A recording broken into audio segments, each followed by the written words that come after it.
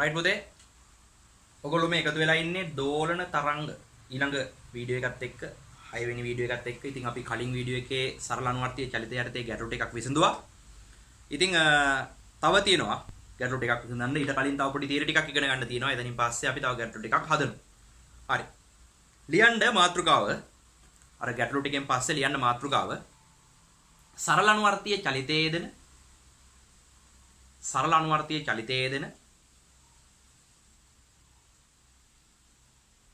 වස්තුවක එහෙම නැත්නම් අංශුවක කම්පන කලාව නැත්නම් දෝලන කලාව හරි ලියන්න මාතෘකාව. රයිට් පුතේ ලියන්න යටි මේ විදිහට සරල අනුවර්තීය චලිතයේ යෙදෙන වස්තුවක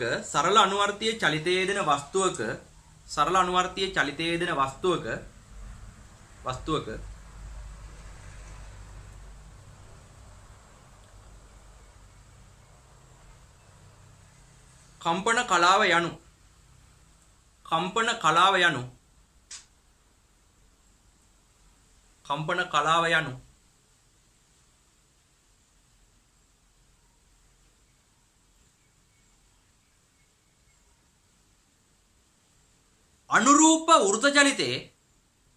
අනුරූප වෘත චලිතයට එහෙම ලියන්න. අනුරූප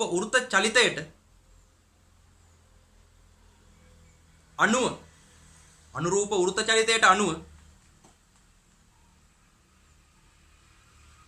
ඒ භ්‍රමණය වී ඇති කෝණයයි. ඉතින් මේකේ තේරුම් ගන්න දෙයක් තියෙනවා ඇත්තටම. හොඳට බලාගෙන ඉන්න.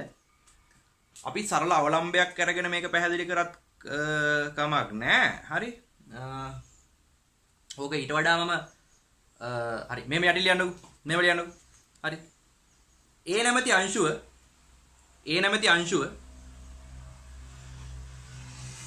අංශුව සරල අනුවර්තීය චලිතයේ යෙදෙන විට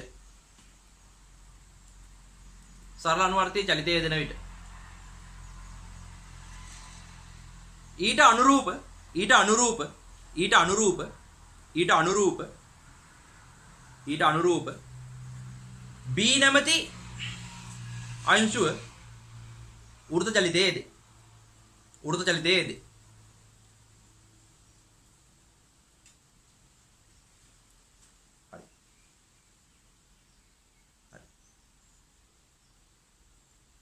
B වෘත චලිතයේ යෙදී ඇති කෝණය නිරීක්ෂණයෙන්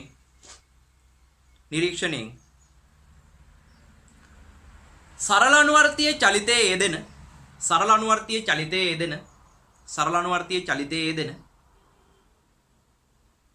ඒ අංශුවේ කම්පන කලාව අපට ලබා ගත හැකියි. හරි. දැන් පුතේ මේ තියෙන්නේ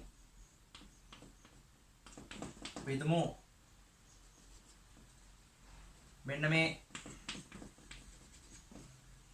ලක්ෂ දෙක අතර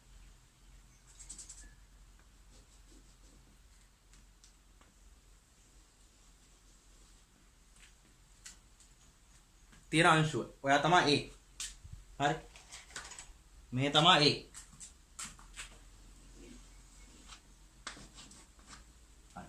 එතකොට ඊට අනුරූපව අපි වෘත චලිතය ගමු. ඔයාලට මේ අච්චර අරුම පුදුම දේවල් නෙමෙයිනේ නේ. මේවා කලින් දැකලා තියෙනවා.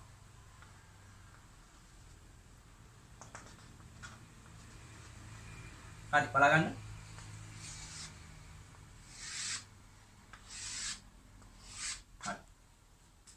පුතේ මේ තියෙන්නේ B අංශුව. මෙයා දැන් තන්තුකින් යට ගහලා අපි වෘත චලිතය යදනවා කියලා හිතන්න. හරි. මෙතනින් පටන් ගන්න ආරම්භක ස්ථාන. හරි. ඔයාලා දැන් මේක ඇඳ ගන්න ඕනේ. හරි. හරි. මේ පැත්තට කරගෙන. මේ ආරම්භ කරන්නේ මෙහෙට. හරි. right. හරි. මෙයා කරකිලාද කෝණයකින් නැහැ. හරි. මෙයා අදින්න. වීඩියෝ එක නවත්තලා මෙයා අදින්න. ලියන්න පුතේ. ඒහි කම්පන කලාව අංශක බිඳුවයි. අංශක බිඳුවයි. හරි. දැන් දෙවෙනි අවස්ථාවට එනවා.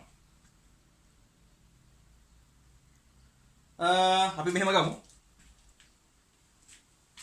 මෙයා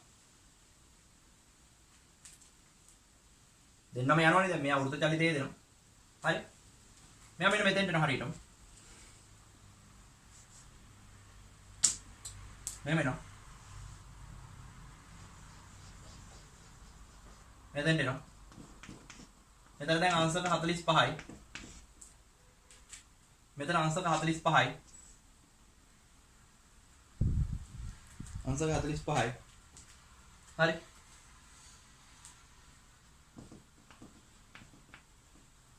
එතකොට මෙයාට අනුව දැන් මෙයා මෙතන ඉන්නේ. බලන්න. මෙතන හිටපු කෙනා මෙතෙන්ට ගිහිල්ලාද? දැන් ඒ ඉන්නේ මෙතන. හරි. එතකොට දැන් මේ අවස්ථාවේදී ඒගේ කම්පන කලාව කීයද? අංශක 45යි. බලන්න. සරල අනුවර්තී චලිතය යෙදෙනකොට ඊට අනුරූප කෝණය. හරි. අංශක 45යි. හරි. එම්දින්න මේක. අංක 2 කියලා දාලා මේක අදින්. කලින් එකට අංක 1 දාලා මෙයාට අංක 2 දාන්න. හරි. right. පුතේ මෙතන අපි දාමු x කියලා. x කියලා දාගන්න. හරි. ලියන්න. ඒ අංශුව දෝලන කේන්ද්‍රයේ සිට පුතේ මේ යන ගමන් ඉන්නේ. ඊතලේ දාගන්න අනිවාර්යෙන් මේකට. හරි මෙයා මෙහෙට යන ගමන් ඉන්නේ. හරි. අනිවාර්යෙන් ඊතලේ උනේ. ලියන්න. ඒ අංශුව දෝලන කේන්ද්‍රයේ සිට x දුරකින් පවතින ඉහත අවස්ථාවේදී ඒ කම්පන කලාව අංශක 45කි.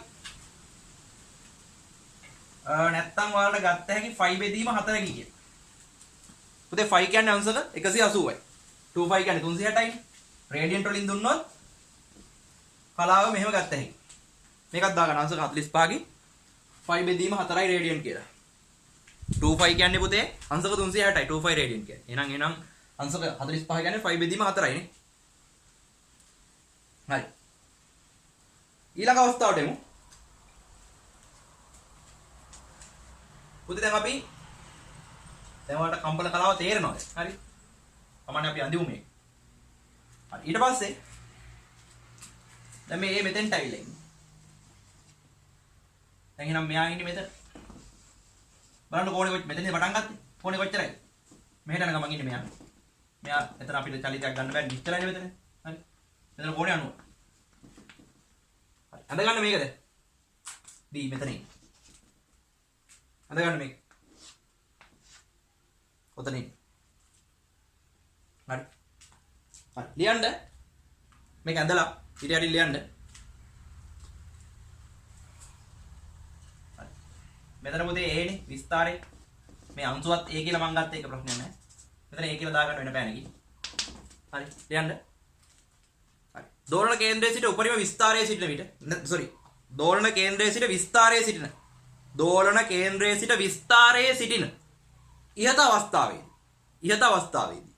ඉහත අවස්ථාවේදී කියන්නේ මේ අවස්ථාවේදී කම්පන කලාව නැත්නම් දෝලන කලාව අංශක 90කි නැත්නම් 5 බෙදීම 2යි රේඩියන්. හරි. අංශක 90යි එහෙම නැත්නම් 5 බෙදීම 2යි රේඩියන්. 5 බෙදීම 2යි රේඩියන්. ඊළඟට පොතේ හරි. මෙයා එනවා මේ වගේ දැනගන්න. ආපහු. අර කලින් ස්ථානෙම. හරි. මෙහෙට යන ගමන් ඉන්නේ. මෙතන කෝණේ අංශක 135යි දැන්. 90යි 45 135යි කෝණේ. හරි. දැන් මෙයා ඉන්නේ මෙතන. ආපහු අර x විස්ථාපනේ. අපි දෙවෙනියට ඇඳ රූපේ බලන්නකො. අපි දෙවෙනියට ඇඳ රූපේ. මෙතන ඉඳලා මෙන්න මෙතන. හරි. එතකොට මේක x. හැබැයි දැන් කලින් එකේ මේකේ වෙනස මෙයා ඉන්නේ මෙහෙට. මේ පැත්තට. ඉතින් එන ගමන් බලන්න දැන් මෙතනදී උඩට යන ගමන් තියෙද්දි කලාව අංශක 45යි. එතනින් එනකොට මෙහෙට. හරි මෙව්වා හරියට තේරුම් ගත්තේ නැත්නම් දෝලන තේරෙන්නේ නැහැ පුතේ. හරි මේවා හරියට තේරුම් නැත්නම් දෝලන තේරෙන්නේ නැහැ. දෝලන වල කලාව පැහැදිලි කරද්දි පිස්සු හැදෙනවා ඔයගොල්ලන්ට සමහරවිට. ඒ හේතුව මේවා තේරුම් අරගෙන නෙමෙයි එතෙන්ට ගිහින් තියෙන්නේ. හරි. ඉතින් මෙතන මේ යාගේ කම්පන කලාව කොච්චරයිද? අංශක 135යි. අංශක 135යි. එහෙම නැත්නම් 5 වලින් කියනවා නම් 5 බෙදීම 4 ඒවා 3ක් නේ. 5 බෙදීම 4 කියන්නේ 45 45 3ක්. 3යි 5 බෙදීම 4යි රේඩියන් කියලා ලියුවා හැකියි. අංශක 135ට. හරි ලියන්න මේ අඳින්න ඇඳ ගන්න. හරි වීඩියෝ නවත්තලා ඇඳ ගන්න. හරි මම කියන්නේ යනවා ඉතින්. හරි රයිට් ලියන්න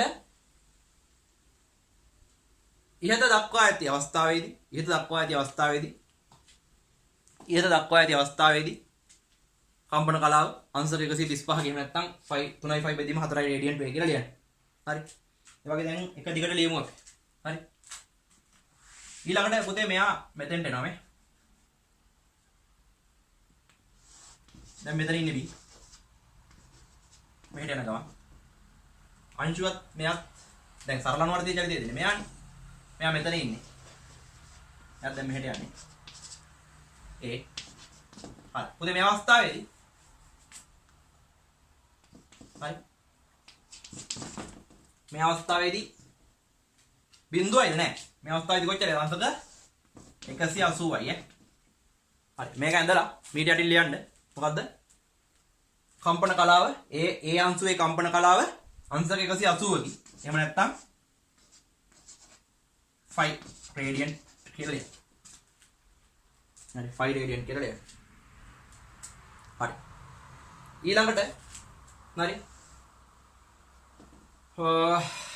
අපි ටික ටික යන් ඕනනම් මෙතන අවස්ථාව ගන්න. ඔයාලට ඕන මෙතන අවස්ථාව අරගෙන පෙන්නන්න. ඊළඟට ඔයාලට මෙතන ඉන්නේ මේට යන ගම. මේ ටික ඍණ x කියලා දාන්න ඊට පස්සේ. දෝලන කේන්ද්‍රලා ඍණ x කියලා දාන්න. හරි. right. ඍණ x කියලා දාන්න. එතකොට මෙතන 180ට තව 45ක් එකතු වෙනවා. 180ට 45ක් එකතු වුණා කියන්නේ 225යි. මේ සම්පූර්ණ කෝණේ 225යි. හරි. 225ක් වුණා. හරි. මේ අවස්ථාවේදී ලියන්න මෙතන A. ඉහත අවස්ථාවේදී කම්පන A කම්පන කලාව නැත්නම් දෝලන කලාව අංශක 225යි. 5 බෙදීම 4 කොච්චරක් තියෙනවද? මෙතන ඉඳලා ගත්තොත් 1 2 3 4 5. 5යි 5 බෙදීම 4යි. රේඩියෝ.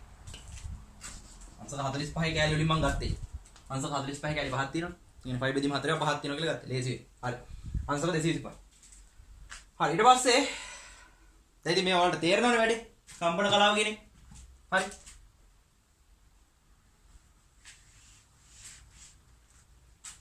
හරි වෙලා. මෙතෙන්ට આવොත්. B මෙතෙන්ට આવොත්. මෙයා මෙතන නේද? හරි. එතකොට මේක ඍණ A. මේ අවස්ථාවේදී අංශක 270යි මෙච්චර. අංශක 270යි. අංශක 270යි. හරි.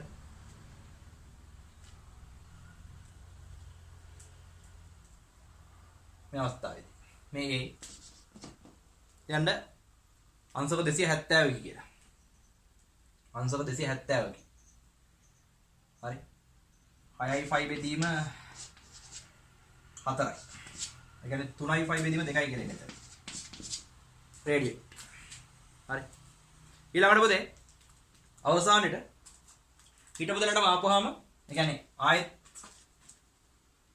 මෙතෙන්ටම ආපුවාම මේ ආපහු මැදට එනවනේ. ඒ අවස්ථාවේදී ආ රවුම කැරකිලානේ. එතකොට ඉතින් අංශක 360 හෝ හරි. මොකද රවුමම කැරකිලා නිසා අපිට කියන්න පුළුවන් අංශක 360යි එහෙම නැත්නම් බිඳුවයි කියලා. ආපහු තිබ්බ දැනමනේ. ඒ නිසා. ලියන්න. මෙහෙම ඇඳින්න අන්තිමේට. අවසානයේදී ඊට පස්සේ ලියන්න මේවා මං කියන විදිහට අවසානයේදී අංශුව පැවති දෝලන කේන්ද්‍රයටම පැමිණි විට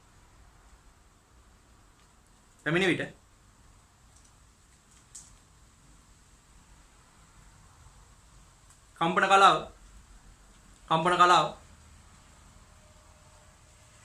බිඳුව හෝ අංශක 360 ලෙස සලකනු ලැබේ. බිඳුව හෝ 360 ලෙස සලකනු ලැබේ කියලා ලියන්න.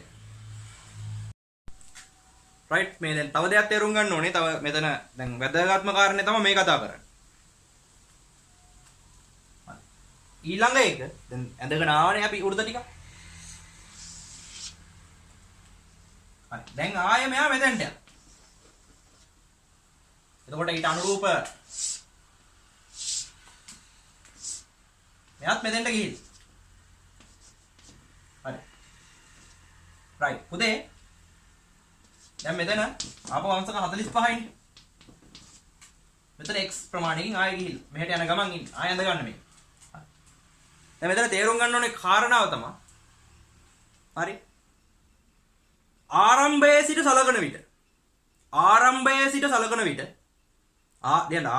සලකන විට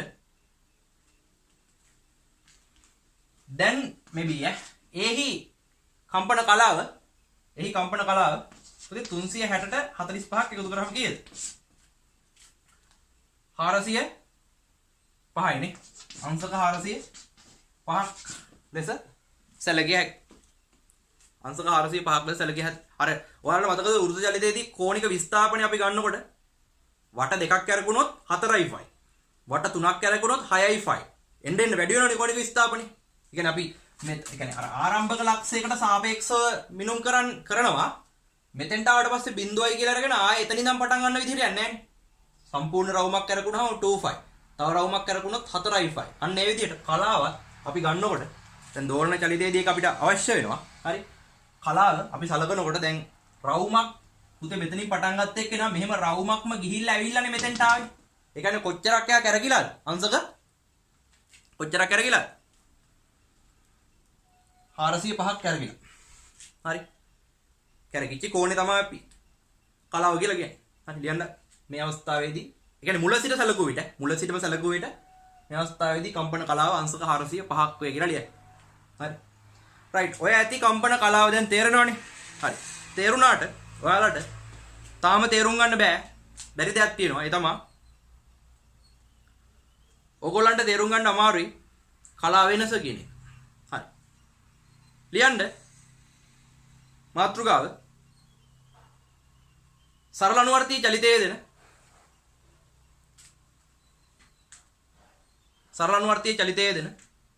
අංශු දෙකක කලා වෙනස රයිට් පුතේ බලන්න කලා වෙනස කියන එක මම පැහැදිලි කරලා දෙන්න යන්නේ. දැන් ඒකෙදී මම ඔයාලට ඉස්සරව මෙහෙම ප්‍රශ්නයක් අහන්නම්. මෙන්න තියෙනවා සරල අවලම්බයක්. මේක දිගේද? අවලම්බ දිග. හරි. අවලම්බගේ බට්ටගේ ස්කන්ධයේ සිම්පල් ලේම්. පුතේ මේ බලන්න. යා මෙහෙම යනවා. දෙපැත්ත. එයාට යන්න පුළුවන් උපරිම ගාන මේ. හරි. මට කියන්න. මෙයා මෙතෙන්ට ආවම මෙතන ඉන්න කෙනා මෙතෙන්ට ආපුවම කම්පන කලාව කොච්චරයිද? මෙතන ඉන්න කෙනා මෙතෙන්ට ආපුවම කම්පන කලාව කොච්චරයිද? කොච්චරයිද? හරි. තේරුණා නම් හරි අංශක 90යි කියලා. සමහරවල් මම හිතයි මෙන්න මෙතන හැදෙන කෝණේ කියලා. නෑ ඒ කෝණේ නෙමෙයි. පුතේ මෙතෙන්ට ආපුවම උපරිම විස්තරයනේ. මතක නේද? බලන්න ගිහිල්ලා අර දෝලන කේන්ද්‍රයේ ඉඳලා උපරිම විස්තරයට යද්දි වෘත්ත චලිතයේ එක්කෙනා අංශක කොච්චරකින්ද? 90කින් කැරගෙනවා. ඔන්න ඕකයි අපි හිතන්න ඕනේ. දෝලන කේන්ද්‍රයේ ඉඳලා උපරිම විස්තරයට එනකොට වෘත්ත චලිතයේ එක්කෙනා මෙහෙම ඉඳලා අංශක 90කින් එනවා. يعني මෙතන ඉඳලා මෙතෙන්ට එද්දි කලාව අංශක 90යි.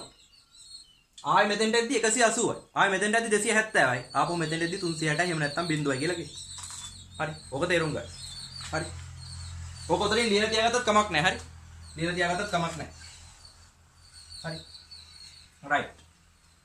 පුතේ මේ වගේම තව එකක් මෙතන තියෙනවා. හරි. එයාගේ ඔක්කොම ටික අර දත් තමයි. මාන සමානයි. ඒ කියන්නේ දිගවල් ස්කන්ධ ඔක්කොම සමානයි. විස්තරයක් දෙන එක ගන්න. විස්තරය වෙනසකුත් නෑ අර ගන්නවා. හරි. හරි. දැන් මේ දෙන්න අපි මෙයා B කියලා ගමු. මේ දෙන්න ගත්තට පස්සේ මේ දෙන්න එකටම චලිතය ආරම්භ කරලා හරි එකම දිශාවට යන්න ගත්තොත් හරි කලාව වෙනසක් නැහැ. කලාව වෙනසක් නැහැ. හරි. හරි. පුතේ මේක ඇඳ ගන්න. ඉක්මනට වීඩියෝ එක නවත්තලා මේක ඇඳ ගන්න. රයිට් ලියන්න මෙහෙම. A සහ B යන අවලම්බ දෙක.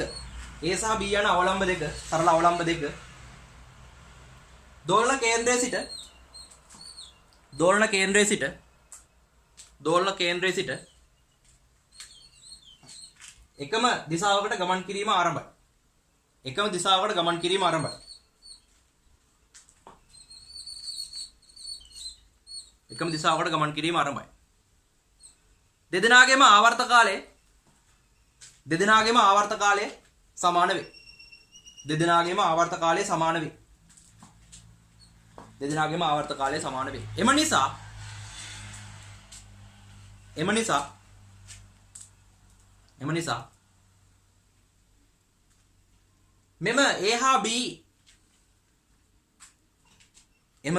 මෙම A හා B දෙදෙනාගේ කලා වෙනසක් නොමැත. දෙදෙනාගේ කලා වෙනසක් නොමැත. කලා වෙනසක් නොමැත. හරි. පුතේ දැන් හිතන්න මේ A මෙතනම ඉන්නවා කියලා. A මෙතනම ඉන්නවා. මේ B දැන් ඉන්නේ මෙතන. හරි. මෙහෙට. ආ. ඒ දැන් මෙතනින් එන්නේ. හරි. පුතේ මේ අවස්ථාවේදී මෙයාගේ කලාව බිඳුවයි කියලා ඔයගොල්ලෝ දන්නවනේ. මොකද පටන් ගන්න තැනනේ. මෙතන අංශක 90යි. එතකොට කලාව වෙනස කොච්චරයි? කලාව වෙනස කොච්චරයි? අංශක 90යි. හරි. මේක ඇඳගන්න. මෙහෙම. B මෙතන. ඉක්මනට ඇඳගන්න.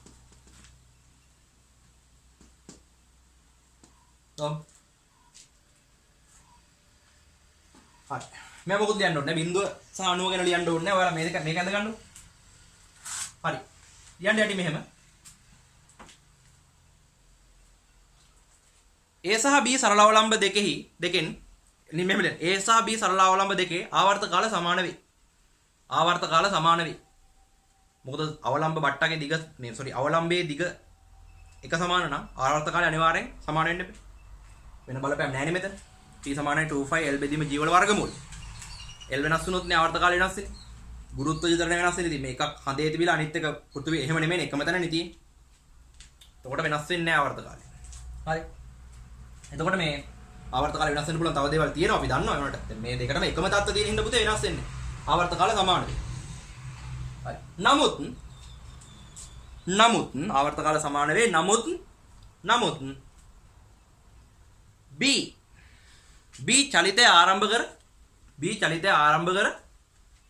B චලිතය ආරම්භ කර උපරිම විස්තාරයකට පැමිණි පසු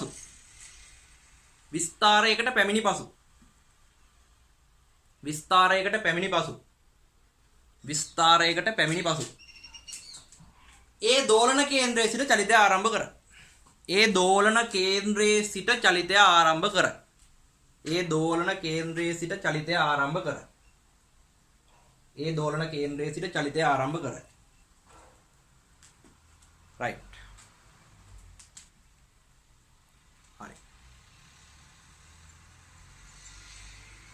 හරි.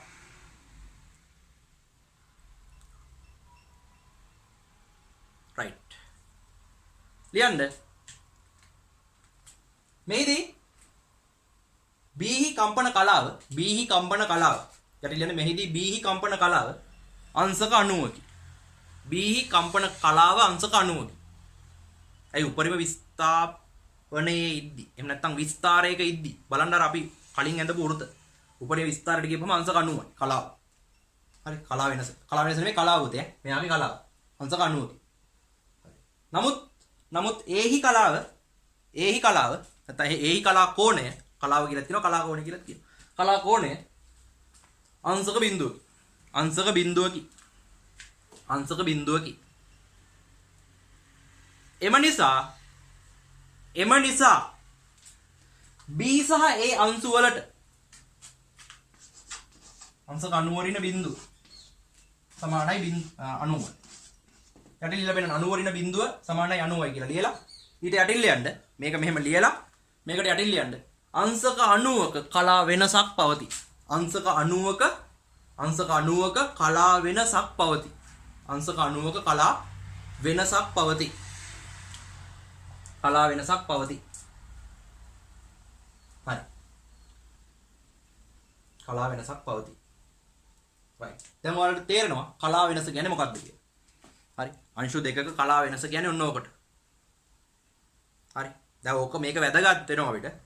දෝලන චලිතයට ගියාට පස්සේ. මොකද දෝලන චලිතයේ දෙන අංශු වල කලාව ඒ කියන්නේ එක අංශුවෙන් එක අංශුවට කලාව වෙනස් වෙනවා. හරි. ඒක තේරුම් ගන්න මේක ඔයාලට වටිනවා. හරි. දැන් ඊට පස්සේ මෙහෙම බලමු.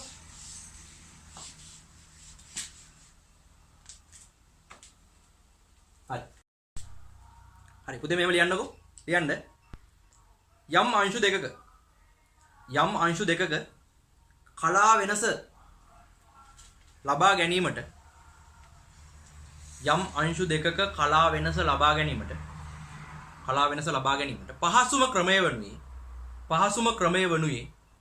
පහසුම ක්‍රමය වනුයේ යම් ආරම්භක කාලයකට සාපේක්ෂව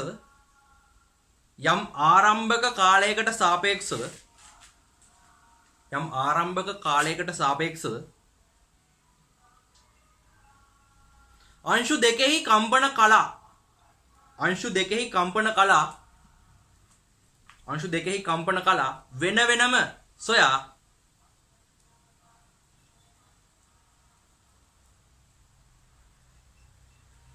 එහි අන්තරය ගැනීමය. ඉතින් කම්පන කලා වෙනස කියන්නේ පුතේ දෙන්නගේ කම්පන කලාව වෙන වෙනම අරගෙන අඩු කරන්න ඕනේ. එතකොට එනවා කලා වෙනස. හරි. ඉතින් හරි මේ බලන්න. ඔයාලා තව පොඩි දෙයක් පෙන්නන්නම් මම. හරි.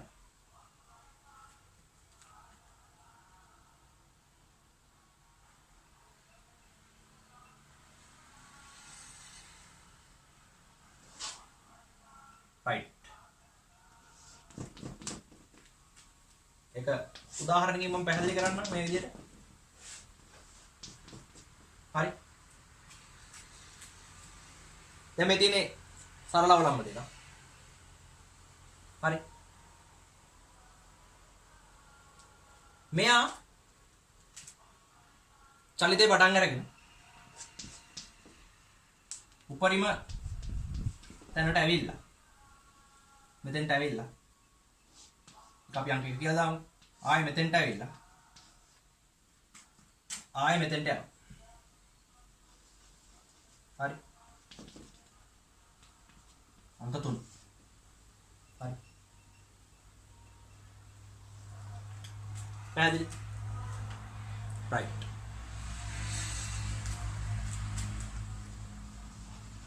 එතකොට මෙයා මෙතෙන්ට එනවා.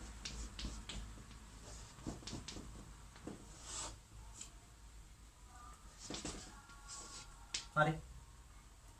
මෙයා මෙතෙන්ට එනවා. 1. හරි. පැහැදිලි? එතකොට දැන් ඇත්තට මේ දෙන ඉන්නේ කොතනද? ඇත්තටම ඉන්නේ මෙතන. මෙයා දැන් මෙතන ඉන්නේ. හරි. මෙයා ඉන්නේ මෙතන. හරි. මොකද උනේ? මේ බලන්න. මෙතන හිටපු කෙනා මෙතෙන්ට. ඊට පස්සේ මෙතෙන්ට ගියා.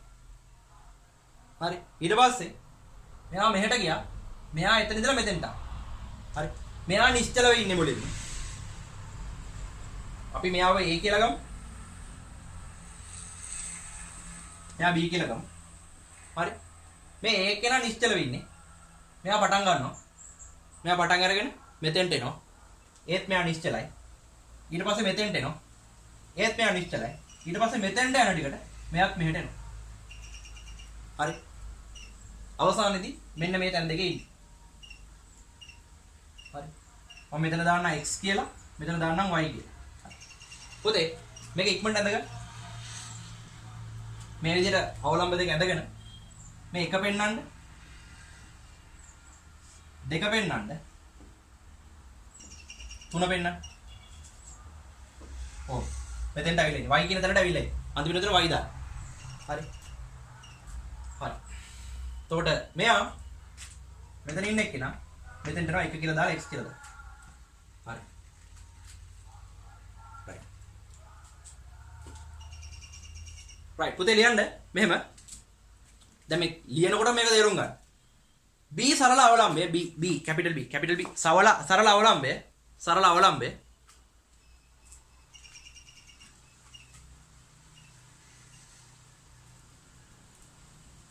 එක මාර්ගයේ ගමන්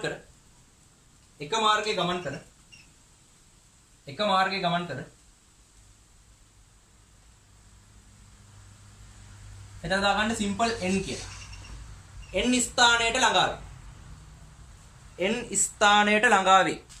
n ස්ථානයට ළඟාවේ ලියාගෙන යන්න මේ විස්තරය ලියාගෙන යන්න. එවිට එහි කම්පන කලාව අංශක 90කි. එයි උපරිම විස්තරයට අවිලන්නේ. කම්පන කලාව අංශක 90කි. කම්පන කලාව අංශක 90කි. හරි. ඊට පස්සේ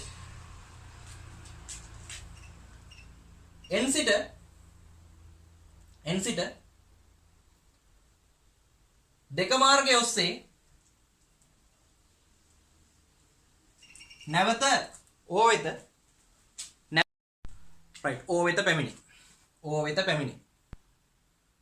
O වෙත පැමිණි. හරි. එවිට එහි කම්පන කලාව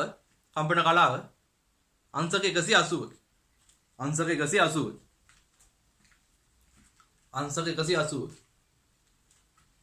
අංශක 180. හරි. ඊළඟ ඕහි පවතින B අංශුව. හරි. ඕහි පවතින B අංශුව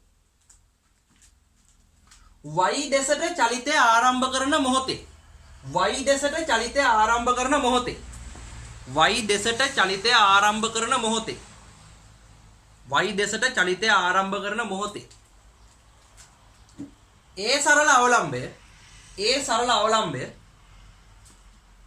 ඒ සරල අවලම්බය එක මාර්ගයේ ඔස්සේ x දෙසට මේ x දෙසට චලිතය ආරම්භ කරයි. ඒ කියන්නේ මෙහෙමනේ සීන් එක. මෙයා නිශ්චලව ඉන්නවා මෙතන. මෙයා මෙතනින් පටන් අරගෙන මෙතෙන්ට ගිහිල්ලා ආපහු මෙතෙන්ට එනකොටත් මෙයා නිශ්චල. දැන් මෙතනනේ ඉන්නේ. මෙතන ඉඳලා මෙහෙට යනකොට එයාත් මෙහෙට ඇවිල්ලා අන්තිමට මෙහෙම හිටිනවා. හරි. මෙයා මෙතන ඉඳලා මෙතෙන්ට ඇවිල්ලා ආපහු මෙතෙන්ට එනකොටත් මෙයා නිශ්චලයි. මෙතන ඉඳලා මෙතෙන්ට එනවනේ මෙයා. අන්න ඒ ටිකේදී මෙයාත් මෙතන ඉඳන් මෙතෙන්ට එනවා. හරි ලියන්න. අවසානයේදී B සරල අවලම්බේ y ස්ථානයට පැමිණෙන අතර ඒ සරල අවලම්බේ x ස්ථානයට පැමිණ ඇත. මේකෙදී ඔයාලා මේ පැත්තට ඊතල දාගන්න. දෙන්නම එක පැත්තට මෙතන මට ඊටමදි දාන්න. දෙන්නම එක පැත්තට ඊතල දාගන්න. හරි. මෙයාගෙන් මෙහෙට, මෙයාගෙනුත් මෙහෙට. රදින්නේ නැහැ දෙන්න. එක ඈත ඇඳ ගන්න. හරි. මම ආය අඳින්න යන්නේ නැහැ. හරිද? මේ විදිහට අඳ ගන්න. මෙහෙටයි මෙහෙට. හරි. හරි. ලියන්න.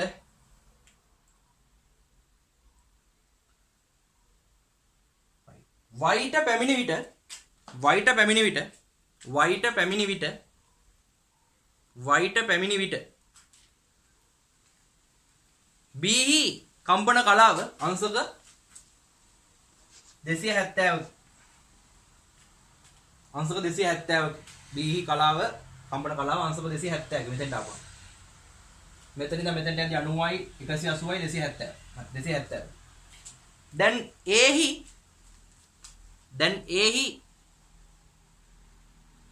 දැන් ඒහි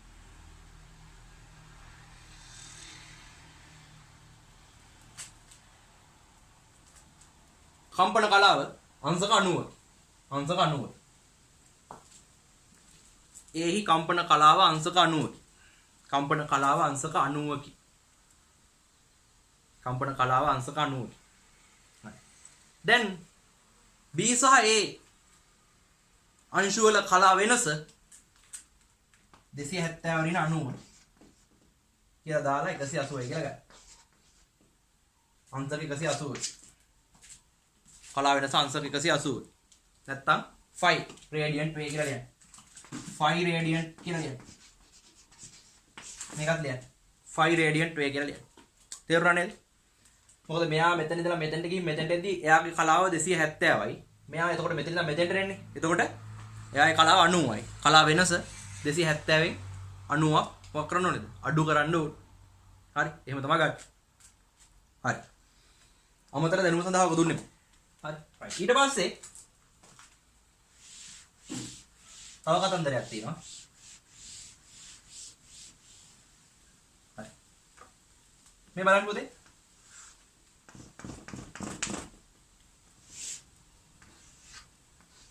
මේ විදිහට වට්ට දෙන්නෙක් ගැට ගහපු අවලම්බයක් තියෙනවා.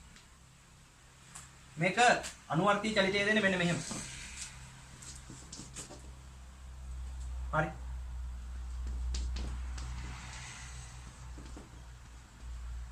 ඕ. මෙයා මෙතෙන්ට එනවා. මෙයා මෙතෙන්ට එනවා. ඔහොම. හරි. හරි. පුතේ මේ දෙන්නගේ දැන් විස්තර වෙනස් කියලා ඔයාලට තේරෙනවනේ. විස්තර වෙනස් වුණාට ආවර්ත කාල සමානයි. හරි. මොකද දෙන්නම එකටනේ ඉන්නේ. ආවර්ත කාල සමානයි. ඒ වගේම මේ දෙන්නගේ කම්පන කලාවත් එකම තමයි වෙනස් වෙන්නේ. කම්පන කලාව වෙනස් වෙන්නේ නැහැ. පුතේ කම්පන කලාව වෙනස් වෙන්න නම් මෙයා වෙනම කෝණයකින් යන්න එපා. මෙයා මෙහෙම ඉඳලා මෙහෙම එද්දි මෙහෙම දෙන්නම් 90යි.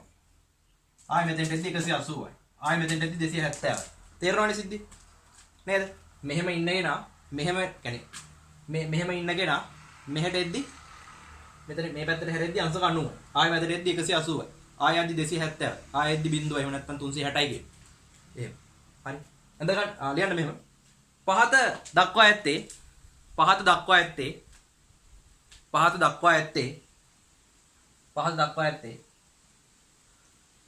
තන්තුවක ගැට ගැසු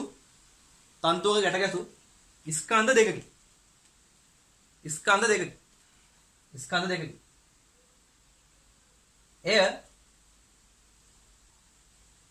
එය අනුවර්තීය චලිතේ යෙදේ. AB කියලා දාගන්න. අනුවර්තීය චලිත සරල අනුවර්තීය චලිතේ යෙදේ. මේක ඇඳගන්න. මේක ඇඳගන්න.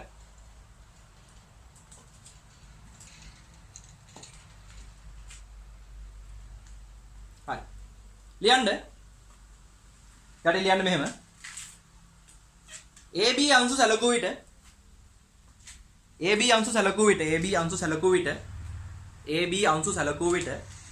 ඒවායෙහි විස්තර එකිනෙක වෙනස් වේ.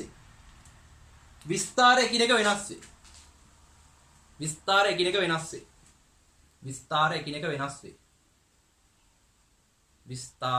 වෙනස් වේ.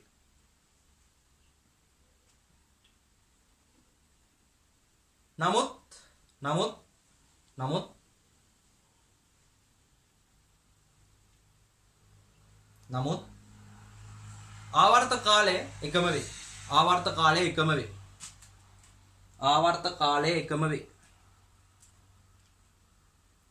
ආවර්ත කාලය එකම වේ. ඕම් හොඳ ප්‍රශ්නයක්. තනියම හිතන්න දෙනවා ඔයගොල්ලන්ට. ප්‍රශ්නේ මොකක්ද දන්නවද? මෙයාට අවලම්බ දිග වෙන්නේ මෙච්චරයි. මෙයාට අවලම්බ දිග වෙන්නේ මෙච්චරයි. මෙතන ඉඳලා මෙතෙන්ට. අවලම්බ දිග වෙනස්. මෙතන ගුරුත්වය තරන්නේ කොහොමද ජීනේ? අවලම්බ දිග වෙනස් වුණාට පුතේ ආවර්ත කාලය සමානයි. සූත්‍රය මොකද්ද? T සමානයි 2 L බෙදීම G වල මූල. G නියතයි. L වෙනස් මේ දෙන්නගේ. මෙයාට L වෙන්නේ මෙතන ඉඳලා මෙතෙන්ට එනකම්. මෙයාට L වෙන්නේ මෙතන ඉඳලා මෙතෙන්ට එනකම්. ඔන්න සූත්‍රයෙන් පැහැදිලි කරන්නකො පුළුවන් නන්ද? පුළුවන් නම් පැහැදිලි කරන්නකො. ඉතින් රචනා ප්‍රශ්න වලට මේවා දාන්න පුළුවන්. මේවා ඕගොල්ලන්ට උගන්වන්න. හරි. ෆිසික්ස් උගන්වනවා කියන්නේ ඒකට. හරි. මේක ඉගෙනගෙන තියෙන්න ඕන. පැහැදිලි. රයිට්. හරියන්නකො. දැන් ආවර්ත කාලය සමානයි කියලා තේරෙනවද? ඉතින් පුතේ මේක මෙහෙම මෙතෙන්ට එනකොට මෙයයි දෙන්නම මෙතන. ආයෙ මෙතෙන්ට එනවා. ආයෙ මෙහෙම යනවා. ආයෙ මෙතෙන්ට එනවා. එතකොට ඉතින් දෙන්නම එකට නෙන්නේ. දෙන්නම මෙතනින් යන්නෙත් එකට ආපහු එන්නෙත් එකට. එහෙනම් ඉතින් ආවර්ත කාලය සමානයි. හරි. ලියන්න ආවර්ත කාලය සමාන වේ. අපි නෝට් එක ලියන්න යමුකෝ. ආවර්ත කාලය සමාන වේ. ආවර්ත කාලය සමාන වේ. හරි. එසේම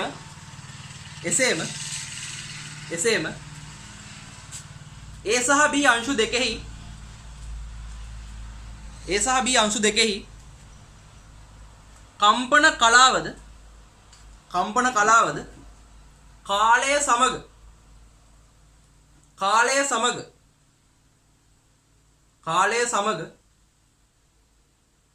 කාලය සමග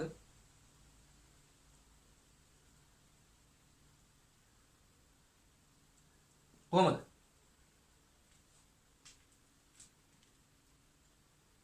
කාලය සමග සමාන ලෙස තමයි වෙනස් වෙන්නේ. ඇයි? මේ දෙන්නයි කම්පන කලාව දැන් බිඳුවයි. හරි. ආවර්ත කාලයෙන් 4න් පංගුවක් යද්දි මෙතන. හරි. කල්පනා කරන්න. එතකොට කලාව 90යි දෙන්නගේ. ආවර්ත කාලයෙන් 2න් පංගුවක් යද්දි ආවෝ මෙතන. මෙතනලා මෙතෙන්ට ගියා මෙතෙන්ට. කියන්නේ ආවර්ත කාලයේ කැපිටල් T නම් ඔයාලා දන්නවා මේ කෙලවරට එන්න T බෙදීම 4යි. T බෙදීම 2ක් වෙද්දි මැද. ඒතර අංශක 180යි ආපහු. මෙහෙ ඉඳලා මෙහෙට යද්දි 90යි ආපහු වෙද්දි 180යි. අරහෙට යද්දි ආපහු 270යි. දෙන්නගෙම එකම කම්පන ඒ කියන්නේ වෙනස් වෙන්නේ සමානයි. හරි. කම්පන කලාව සමාන ප්‍රමාණ වලින් වෙනස් වේ. කියන්නේ කම්පන කලාව සමාන ප්‍රමාණ වලින් වෙනස් වේ. එම නිසා A සහ B අංශු වලට කලා වෙනසක් නොමැත.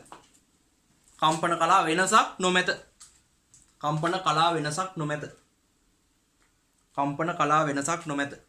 හරි. පුතේ දැන් මේ කලාව ගැන කතා කරද්දි තව තවත් මම කතා කරද්දි දැන් මේක හිතන්න. මම අර හිතන්න දුන්නේ මේක. මේක හිතන්න. හරි. මගෙන් අහන්න. මම වීඩියෝ එකේ කියන්නේ නැහැ. මගෙන් අහන්න ඕන නම් මම ගෲප් එකේ දාන්නම් විස්තරේ. මේක දැනගන්න ඕන කෙනෙක් ඉන්න තනියම හිතා ගන්න බැරි කෙනෙක් ඉන්නවා නම් හිතුවත් ඒක හරිද වැරදිද මොකද්ද කියලා මගෙන් අහන්න. ඇයි මෙතන මේ දෙන්නගේ අවලම්බ දිග වෙනස් වෙලා ආවර්ත කාලය සමාන වුනේ? ඕක තමයි ප්‍රශ්නේ. හරි. ඉතින් හරි. තව තියෙනවා. කලාව ගැන. හරි. පුතේ දැන් එහෙනම් ආවර්ත කාලය සමාන වුණොත් අනිවාර්යෙන් අංශු දෙක මේ කම්පන කලාව සමාන වෙනවා කියලා කියන්න පුළුවන්. එහෙම කියන්නත් බෑ. හරි. එහෙම කියන්නත් බෑ. කලාව වෙනස් වෙනවා. හරි. ඒක අර කාලයට සාපේක්ෂව තමයි ගන්න ඕනේ. දැන් උදාහරණයක් විදිහට දැන් මම දැන් මැකුවේ. ඒකේ බලන්න ආවර්ත කාලය සමානයි. කම්පන කලාව වෙනස් වෙන්නේ සමානයි. කලාව වෙනසක් නැහැ. ඒ වගේම මේ අවලම්බ දෙක ගත්තොත් මම කලින් මේක දුන්නානේ. මෙහෙම එකම තැනින් පටන් ගත්තොත් එකම ආවර්ත කාලයක් තියෙන එකම තැනින් එකම පැත්තට පටන් ගත්තොත් එයාලගෙත් ආයේ කොයි වෙලාවකවත් මොකක්ද කලාව වෙනසක් නැහැ. මොකද එකම අවස්ථාවේ මෙතෙන්ට එන්නේ ඊළඟට ආපහු මැදට එන්නේ ආපහු අර පැත්තට යන්නේ දෙන්නම එකම අවස්ථාවවලදී දෙපැත්තට යන්නේ. හරි. එහෙනම් කලාව වෙනසක් නැහැ ඒ දෙන්නට. හැබැයි අර පටන් ගන්නකොට පහු වෙලා පටන් ගත්තොත් කලාව වෙනසක් තියෙනවා. හරි.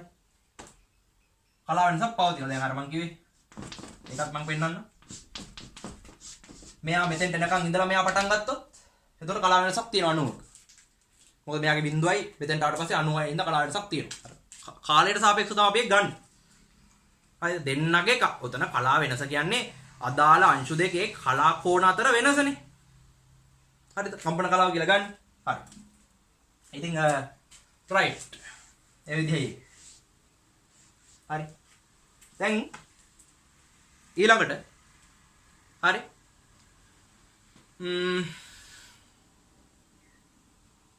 අපි කතා කරන්න ඕනේ. කම්පන කලාව කියන එකෙන් පස්සේ කතා කරන්න ඕනේ. හරි. දෝලන ගැන. දෝලන වලට එන්න ඕනේ. හරි. දෝලන කියන එකට එන්න ඕනේ. right. දෝලනයක් කියන්නේ මොකක්ද කියලා අපි කතා කරා. දෝලන එකක් කියන්නේ මොකක්ද කියලා කතා කරා. බලන්න නෝට් එක පෙරලලා දෝලනයක් කියන්නේ මොකක්ද කියලා. හරි. එතකොට මේ දෝලන ගත්තාම පවතිනවා පුතේ අපිට වර්ග කරන්න පුළුවන්. හරි. වර්ග කරන්න පුළුවන්. එතකොට මම ඉස්සරෝ මෙහෙම වර්ග කරන්න. හරි. නිදහස් දෝලන සහ පරිමන්දිත දෝලන. නිදහස් දෝලන සහ පරිමන්දිත දෝලන. නිදහස් දෝලන සහ පරිමන්දිත දෝලන. හරි. ලියන්න මාතෘකාව දෝලන. දෝලන. දෝලන කියලා ලියන්න මාතෘකාව. හරි. right. ලියන්න පුතේ. දෝලන ප්‍රධාන වර්ග දෙකකට වෙන් කළ හැකියි. ප්‍රධාන වර්ග දෙකකට වෙන් කළ හැකියි. වෙන් කළ හැකියි. හරි. ලියන්න අංක 1 නිදහස් දෝලන. නිදහස් දෝලන. නිදහස් දෝලන. අංක 2 පරිමන්දිත දෝලන. පරිමන්දිත දෝලන. නිදහස් දෝලන වලට පස්සේ ලියන්න පරිමන්දිත දෝලන. පරිමන්දිත දෝලන. පරිමන්දිත දෝලන. හරි. පුතේ නිදහස් දෝලන කියලා කියන්නේ ඒ දෝලණය වන නැත්නම් ඒ අනුවර්තී චලිතයේ යෙදෙන ඒ වස්තුවේ එහෙම නැත්නම් අංශුවේ ශක්තිය නියතව පවතිනවා කාලය සමග ආන්ගේ දෝලන නිදහස් දෝලන කියලා අපි කියනවා. ඒ කියන්නේ සරලවම කියනවා නම් දැන් අවලම්බයක් ගමුකෝ. මේ අවලම්බේ ගත්තට පස්සේ නෑ අවලම්බේ පැත්තක තියලා නෑ කමන්නේ අවලම්බේ පුළුවන් හරිද? මවුලක් නෑ. මේ අවලම්බය ගත්තට පස්සේ මේ අවලම්බය මම මෙහෙට කරලා අතාරින්න. O B හරි. A පිහිටුමට කරලා අතාරින්න. අතෑරියාම මෙයා මෙහෙම දෝලණය වෙනවනේ. මෙහෙම දෝලණය වෙනවා. හරි. right. සරලව කියනවා නම් දෝලනයක් කියන්නේ දෙපසට සිදුවන චලිතය. දෙපසට සිදුවන චලිතයක් දෝලන චලිතයක් කියලා කියයි. හරි. එතකොට දෝලන එකක් කියලා කියන්නේ සම්පූර්ණයෙන් දෙපසට සිදුවුනහම අපි දෝලනයක් කියලා කියන්නේ. මැදින් පටන් අරගෙන මෙහෙට ගිහිල්ලා මැදට ඇවිල්ලා ආපහු මෙතෙන්ට ගිහින් මෙතෙන්ට ආපහුම. සම්පූර්ණයෙන් දෙපැත්තට ගිහින් ආපුවම දෝලනයක් කියලා කියනවා. අපි කලින් ලියුවා ඒක. ඒ හින්දා මෙතන මම ලියන්නේ නැහැ. දෝලනයක් කියන්නේ මොකක්ද? හරි. ඉතින් දැන් මේ දෙපසට සිදුවන චලිත එහෙම නැත්නම් දෝලන ගත්තට පස්සේ මම මේ කෙලවලට කරලා අතාරිනවා. අතාරියාම මෙහෙම යනවනේ. හරි. පුතේ මේක නිදහස් දෝලනයක් නම් නිදහස් දෝලනයක් නම් right නිදහස් දෝලනයක් නම් මේක ආයේ මේ AB අතරම හැම යමින් පවතින්න ඕනේ. කවදාවත් නතර වෙන්න බෑ. මම ඔයාලෙන් ප්‍රශ්නයක් අහනවා. දැන් අපි සාමාන්‍යයෙන් සරල අවලම්බයක් අරගෙන එහෙම කරොත් හරිද? කවදාවත් නතර වෙන්නේ නැද්ද? නතර වෙනවා ටික වෙලාවක් ගිහිල්ලා. හරි. ඇයි නතර වෙන්නේ? දැන් මෙහෙම සරල අවලම්බේ අරගෙන මෙහෙට අතෑරියාම එයා මෙහෙම යනවා. මෙහෙම අරගත්තාම එයාට මෙයා අපි මෙහෙම උස්සනවා කියන්නේ එයාට විභව ශක්තියක් හම්බ වෙනවනේ. අතෑරියාම මොකක් වෙනවද? මෙතෙන්ට එදී චාලක ශක්තියක් බවට පත් වෙනවා. ඒ නිසා ආපහු මෙහෙට යනවා. මෙතනදී විභව ශක්තියක් වෙනවා. ආපහු චාලක ශක්තියක් වෙනවා. ආපහු විභව ශක්තියක් වෙනවා. ශක්තිය හුවමාරු වෙවි මෙයා චලිතය වෙනවා. ඇයි මෙයා නතර වෙන්නේ? අර ශක්තිය වැය වෙනවා ප්‍රතිරෝධී බලවලට කාර්ය කරන්න. ප්‍රතිරෝධී බල මැඩපවත්ව ගන්න නම් ඊට විරුද්ධව කාර්ය කරන්න වෙනවා. එතකොට ඒ කාර්ය කරන්නේ අර අපි දුන්න ශක්තියෙන්මයි. එතකොට යම් කාලයක් ගත වෙද්දී ප්‍රතිරෝධී බලවලට විරුද්ධව කාර්ය කරලා අර දුන්න ශක්තිය ටික නැති වෙලා යනකොට මෙයාගේ චලිතය මොකක් වෙනවද? ඒ කියන්නේ ඒ පිහිටුමෙන් ගිහිලා මෙහෙම ආයේ ඒ පිහිටුමට එන්නේ නැහැ. මේ හරියට. ඊට පස්සේ ආයේ මේ හරියට. එහෙම චුට්ට කියන්නේ මෙහෙම වෙන එක පස්සේ ටික ඔහොම වෙලා මැද නතර වෙනවා. ඒ නතර වෙන්නේ ඇයි කියලා ඔයාලට දැන් පැහැදිලි. ඉතින් නිදහස් දෝලනයක් කියලා කියන්නේ පුතේ එහෙම ප්‍රතිරෝධී බලපෑම් නැතුව නිදහසේ දෝලණය වෙන්න පුළුවන්. නිදහස් දෝලනයක දෝලන විස්තරය කොයි වෙලාවකවත් වෙනස් වෙන්නේ නැහැ. නියතව පවතින කාලයත් එක්ක. හැබැයි ඔයාලට තේරෙනවා මේක පරිමන්දිත දෝලනයක් නම් අන්න මම එකපාරම කතා කරනවා පරිමන්දිත දෝලනයක් නම් අන්න මොකද ප්‍රතිරෝධී බල වලට විරුද්ධව කාර්ය කරලා මොකක් වෙනවද? අන්තිමේට විස්තරය අඩු වෙලා නැත්තර නැති වෙලා යනවා. ඒක තමයි වෙන්නේ. හරි. දැන් අපි ඔක ලියන්න ඕනේ. හරි. ගන්න මාතෘකාව ඉස්සරවම නිදහස් දෝලන කියලා. නිදහස් දෝලන. ලියන්න. මේක අඳින්න. AOB දාලා මේක අඳින්න. මේ අවස්ථාව විතරක් අවලම්බේ විතරක් පාට කරන්න මැද. හරි. ලියන්න.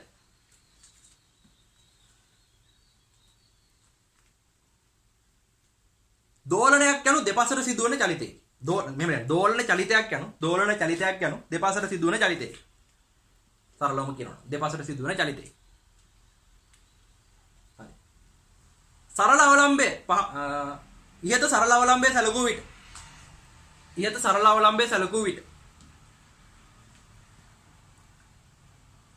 ඒ වෙතගෙන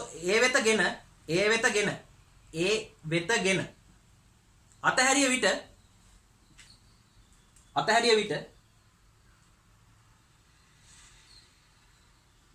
විට එය දෙපසට දෝලන චලිතේ නිරත වේ.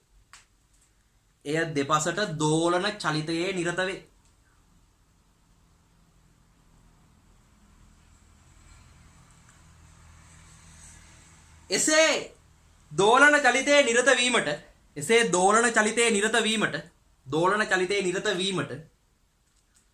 අංශුවට හැකියාව ලැබී ඇත්තේ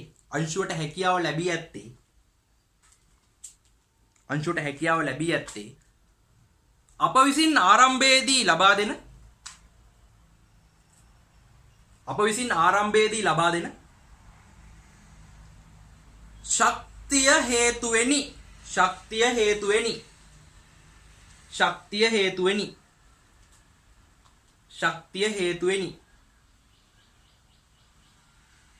ශක්තිය හේතුවෙනි. හරි. වරහන් ඇතුළේ ලියන්න පුතේ. ඕහි පවතින අවලම්බ බට්ටා ඕහි වරහන් ඇතුළේ ලියන්න මේක. ඕහි පවතින අවලම්බ බට්ටා ඒ වෙත එසවූ විට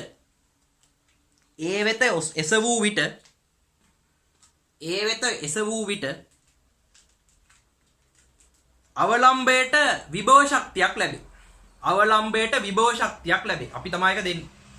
විභව ශක්තියක් ලැබේ.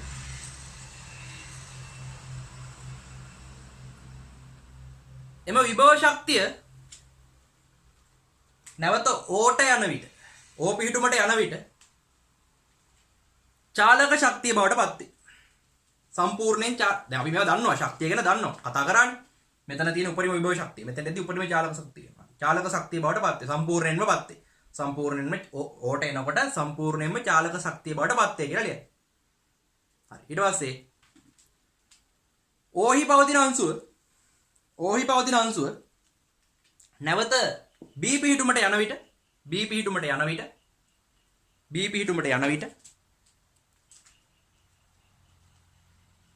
නැවත විභව ශක්තිය නැවත චාලක ශක්තිය සම්පූර්ණයෙන්ම විභව ශක්තිය බවට පත් වේ. right. ලියන්න බාහිරින් කිසිදු බලපෑමක් නොමැති නම්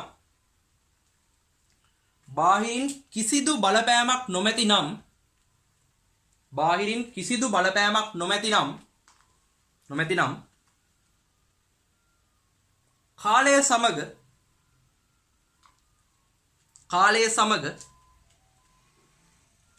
විස්තරය නියතව පවත්වා ගනිමින්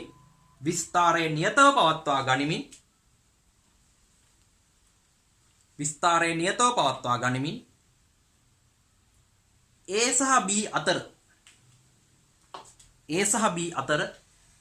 අංශුව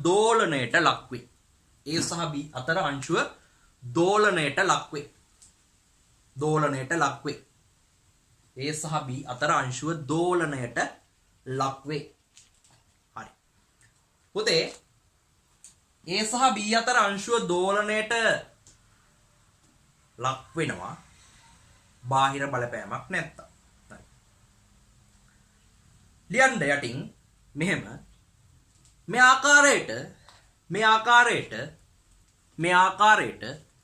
කාලය සමග විස්තරය නියතව පවත්වා ගනිමින් සිදුවන දෝලන නිදහස් දෝලන ලෙස හැඳින්වේ.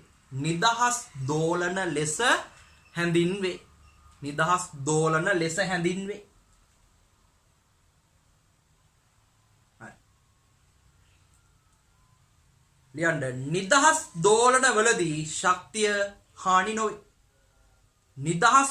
දෝලන වලදී ශක්තිය හානි නොවේ. හරි. පුතේ ලියන්න පරිමණ්ඩිත දෝලන ඊළඟ අංක 2 ලියන්න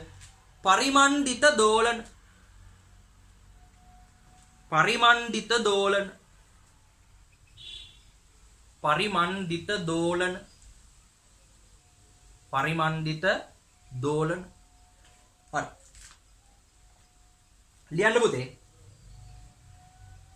මෙන්න මෙහෙම. හරි. ඔයාලා මේකම අඳින්න ආපහු. මේකම අඳින්න.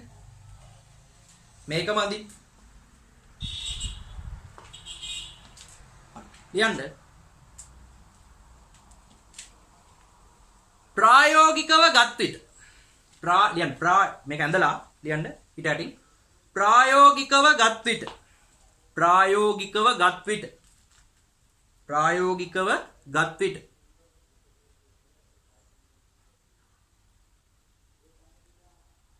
කාලය සමග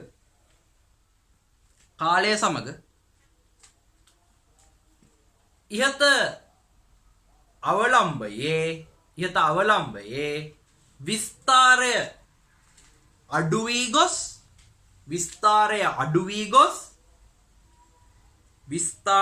වී ගොස්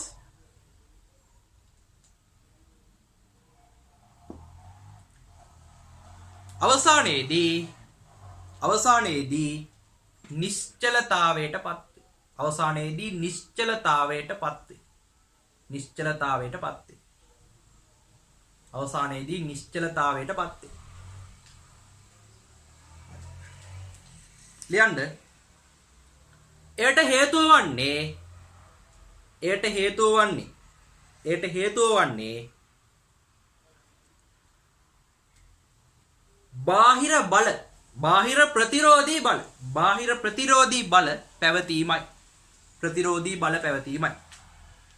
බාහිර ප්‍රතිරෝධී බල පැවතීමයි. ලියන්න ආරම්භයේදී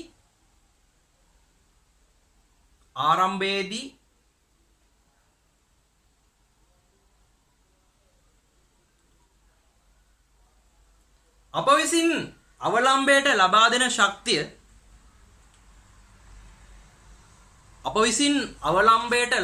ශක්තිය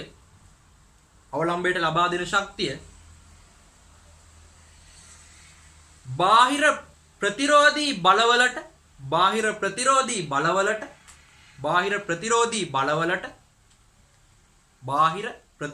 බලවලට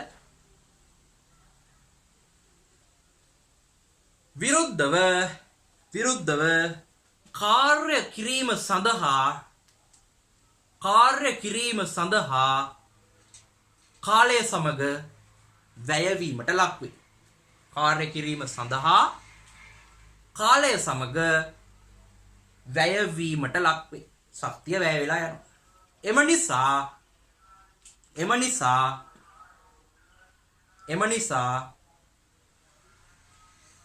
කාලය සමග විස්තාරය අඩු වී ගොස්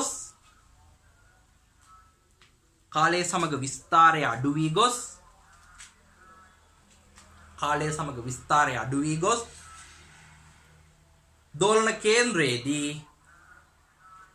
අවලම්බය නිශ්චලතාවයට පත්වේ. ලියන්න.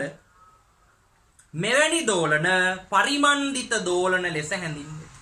දෝලන පරිමන්දිත දෝලන ලෙස හැඳින්වේ. පුතේ ස්වභාවයේ තියෙන ගොඩක් දෝලන පරිමන්දිතයිනේ. හරි. පරිමන්දිත දෝලන ලෙස හැඳින්වේ.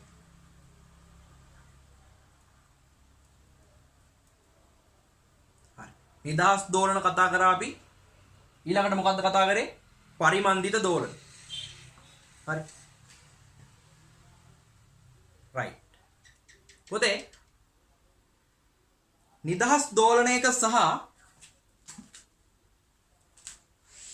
පරිමන්දිත දෝලනයක ඒ දෝලනය වන අංශුවේ විස්ථාපන කාල ප්‍රස්ථාරය ගත්තොත් දැන් අපි දන්නවා මෙහෙම එකක් මොකද්ද x සමානයි a sin omega t කියලා දාන්න. කාලය සමග සයින් වක්‍රයක් නේ පෙන්නන්නේ. දෝලන කේන්ද්‍රය දාගත්තොත්. ඒතර විස්ථාපන S තම ගත්තොත් හරි. මේ බලන්න.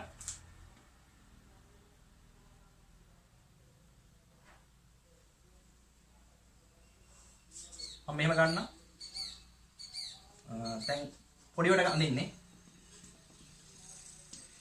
මම ගත්තොත් මේකේ තේ ගන්නට මම අදිනවා කාල පිටු.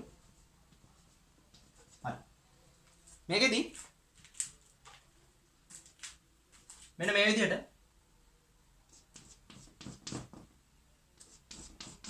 මේක ගත්තොත්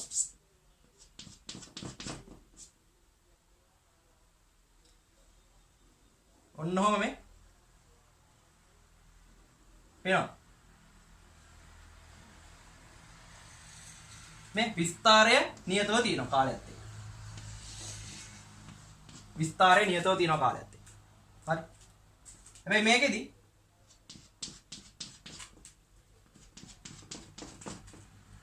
A ඍණ A. හරි. මේ බලන්න.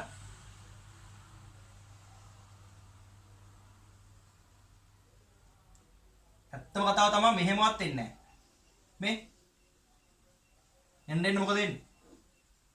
නතර වෙලා යනවා. හරි. විස්තාරය එන්නේ මොකක් කරනවද? අඩු වෙලා යනවා. හරි. පුතේ ලියන්න. පහත දැක්වෙන්නේ. ලියන්න මෙහෙම පහත දැක්වෙන්නේ.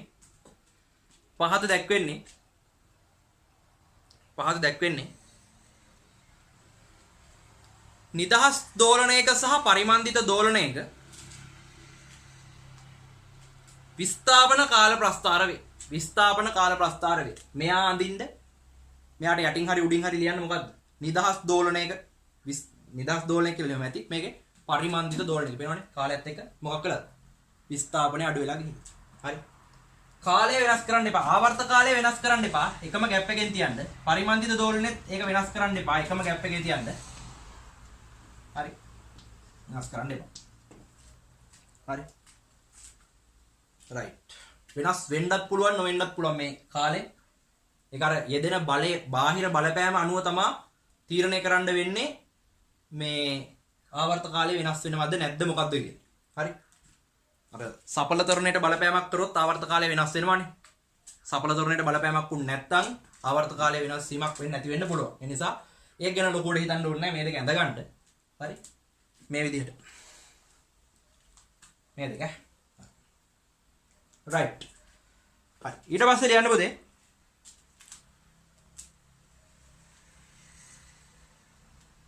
හරි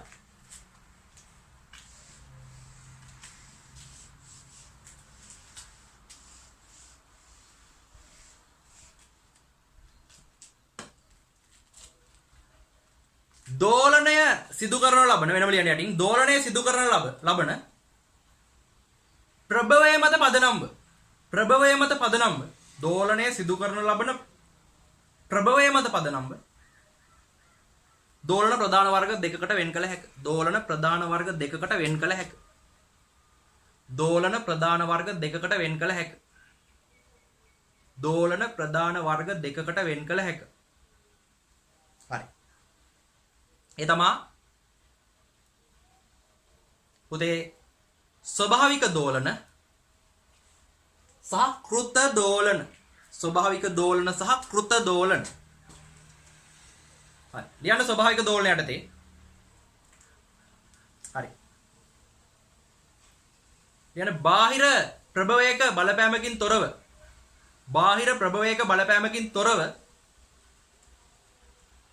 බාහිර ප්‍රභවයක බලපෑමකින් තොරව යම් වස්තුවක් දෝලණය වන විට ඒ ස්වභාවික දෝලනයකි. එච්චරයි. හරි. ඊළඟට රෝම ඉලක්කම් 2 දාන්න කෘත දෝලන. කෘත දෝලන මේ කෘත දෝලන. පුතේ ලියන්න බාහිර ප්‍රභවයක් මගින්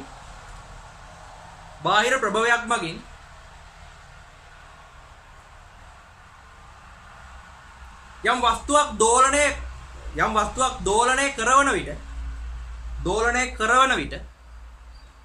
දෝලනය කරවන විට එය කෘත දෝලනයකි. දෙපැත්තට හෙලවෙන එක. හරිද? කල්පනා කරලා බලන්න උදාහරණ තියෙනවනේ කෘත දෝලන. මොනවා හරි දෙපැත්තට හොලවන එකක් ගැන අදහසක් ගන්න ඉදි කට්ට.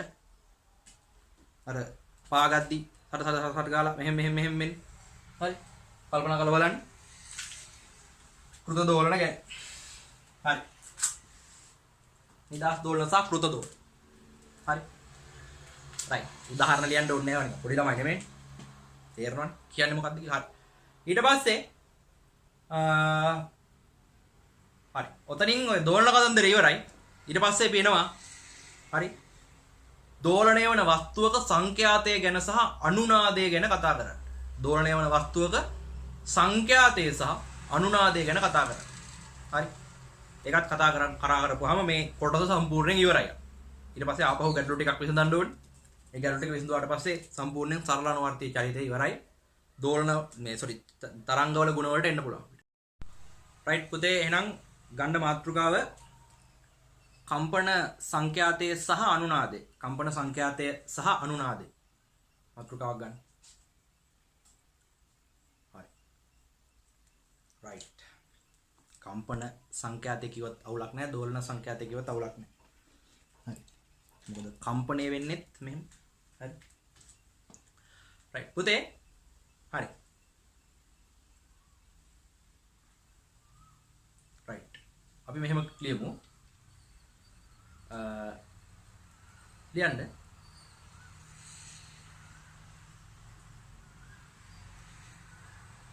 කම්පණයට ලක්විය හැකි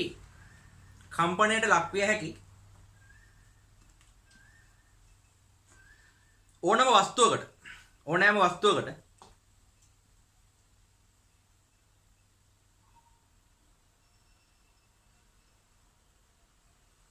ඒ කම්පන චලිතයට ලක්වන විට ඇල ඉරක් ගහලා නම් දෝලන කියලා ලියා ගන්න. කම්පන ඇල ඉරක් දෝලන. සමාන නැහැ වචන දෙක. උනට දෙකෙම එකම අර්ථයක් තියෙනවා. හරි.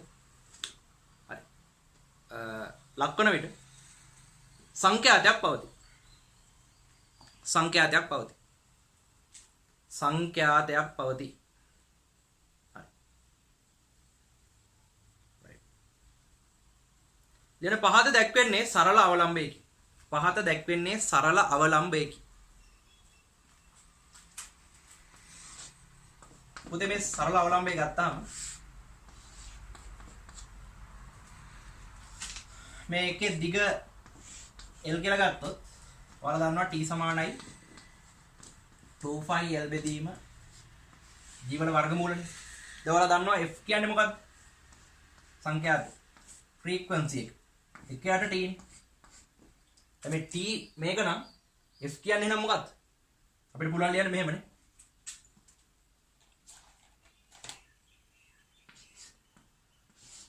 සිම්පල් නේ. F සමානයි එකයට 2π G බෙදීම L වල වර්ගය.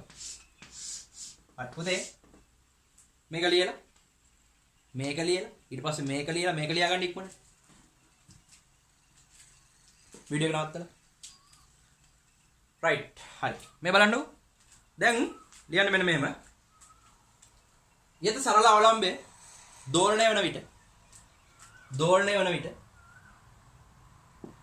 දෝලණය වෙන විට වරහන් ඇතුළේ ලියා ගන්න නිදහස් දෝලන වලට ලක්වන විට කියලා. නිදහස් දෝලන වලට ලක්වන විට. වරහන් වහන්න ඊට පස්සේ. ලක්වන විට. ඊට දක්වා ඇති සංඛ්‍යාතය එම අවලම්බයට පවතී. ඊට දක්වා ඇති සංඛ්‍යාතය එම අවලම්බයට පවතී.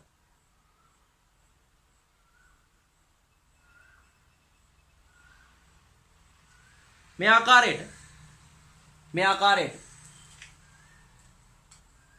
ආකාරයට අනෙකුත් වස්තුන්ටද සියලුම දේවල් වලට අනෙකුත් වස්තුන්ටද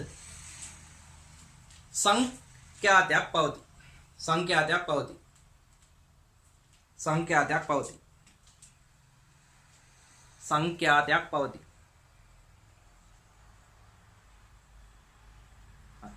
ලියන්න යම් වස්තුවක් අතු පුතේ රතු පැනෙන් තරවත් දාලා ලියන්න මේක යම් වස්තුවක්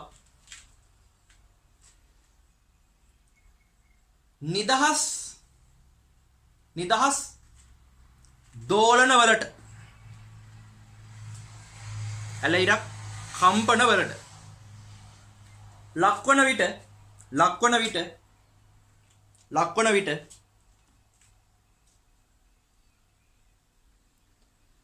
එම වස්තුව සතුව පවතින සංඛ්‍යාතය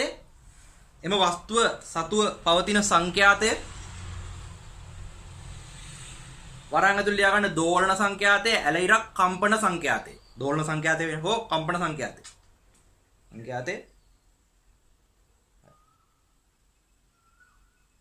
ලියන්න ස්වභාවික සංඛ්‍යාතය ලෙස හැඳින්වේ.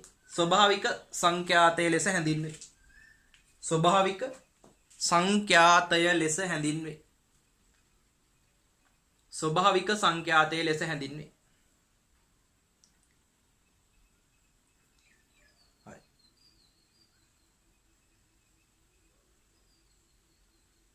right.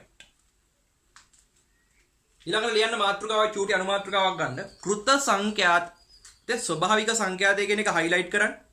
හරි. ඊට පස්සේ ගන්න චූටි මාතෘකාවක් කෘත සංඛ්‍යාතය කියලා.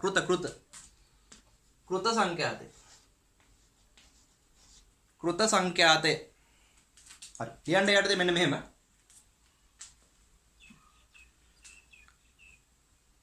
යම් වස්තුවක්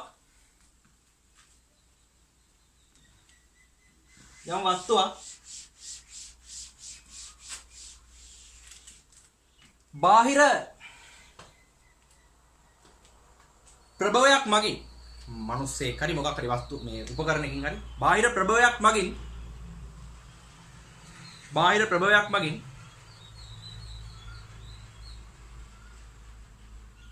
දෝලණය වීමට සැලැස්සූ විට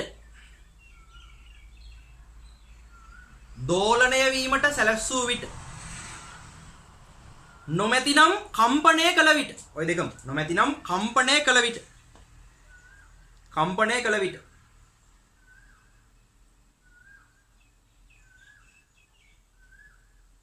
ප්‍රභවයේ සංඛ්‍යාතය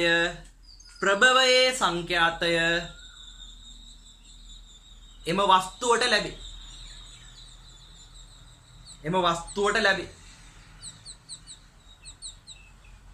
වස්තුවට ලැබේ.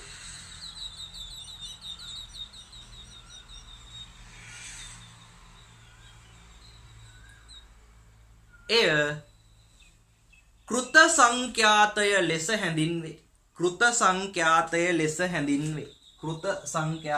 හැඳින්වේ. හරි මේ බලන්න.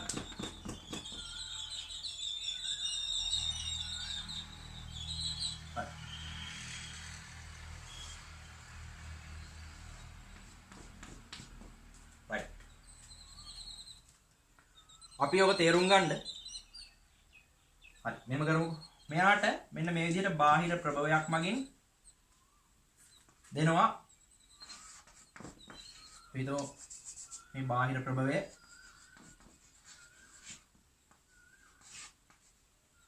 ප්‍රභවය මගින් දෙන සංඛ්‍යාතය මෙයාට දෙනකොට මෙයා දෝලණය වෙනවා. ඒ මොන සංඛ්‍යාතයෙන්ද? බාහිර ප්‍රභවය මගින් ලබා දුන් සංඛ්‍යාතය. හරි මේක ඇඳ ගන්න ඉක්මනට.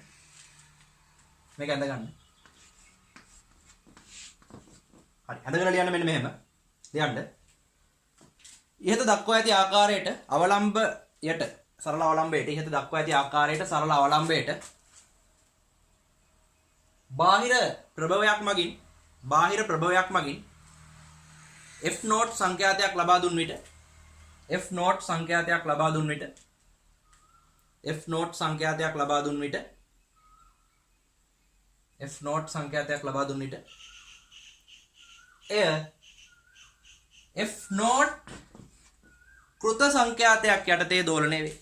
එය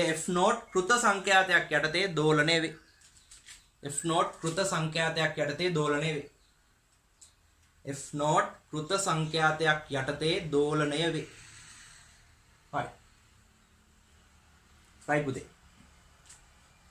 හරි. දැන් ඔයාලට කෘත සංඛ්‍යාතය කියන්නේ මොකද්ද? ස්වභාවික සංඛ්‍යාතය කියන්නේ මොකද්ද කියලා පැහැදිලි. හරි. කෘත සංඛ්‍යාතය කියන එක ඒ ප්‍රභවයේ සංඛ්‍යාතය. මොකක් හරි ප්‍රභවයකින් දෙනකොට දැන් ඒ මේ අවලම්බ බට්ට ඉබේටම දෝලණය දැන් එකපාරක් තල්ලු කරලා අතාරින්න. ඊට පස්සේ ඉබේටම මේක දෝලණය වෙනවනේ. එතකොට තියෙන සංඛ්‍යාතය ස්වභාවික සංඛ්‍යාතය. හැබැයි අපි මේක ප්‍රභවයකින් දෙනවා මේකට. හරිද? එතකොට ඒක මොකද්ද? කෘත සංඛ්‍යාතය වෙනවා. හරිද? කියන්නේ අපි දෙනකොට බාහිර ප්‍රභවයක් මගින් දෙනකොට. හරි. එතකොට කෘත සංඛ්‍යාතයක් යටතේ මේ වස්තුවක් කම්පණය වෙන්න පුළුවන්. එහෙම නැත්නම් දෝලණය වෙන්න පුළුවන්. ස්වභාවික සංඛ්‍යාතයක් යටතේ මේක වෙන්නත් පුළුවන්.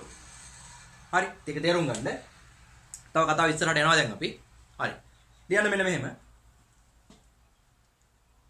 මෙන්න මෙහෙම. රතු පෑනෙන් තරුවක් දාලා ලියන්න. රතු පෑනෙන්ම ලියන්න මේක. වස්තුවක්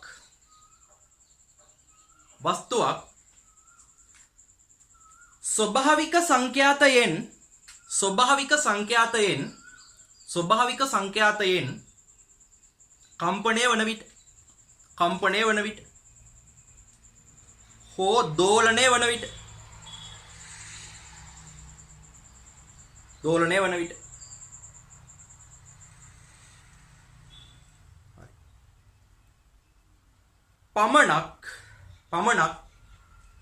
පමණක් උපරිම විස්තාරයක් සහිතව පුතේ උපරිම විස්ථාපනයක් නෙමෙයි උපරිම විස්තාරය වෙනස් වෙනවා සංඛ්‍යාතය වෙනස් වුණොත් එතකොට උපරිම විස්තාරයක් සහිතව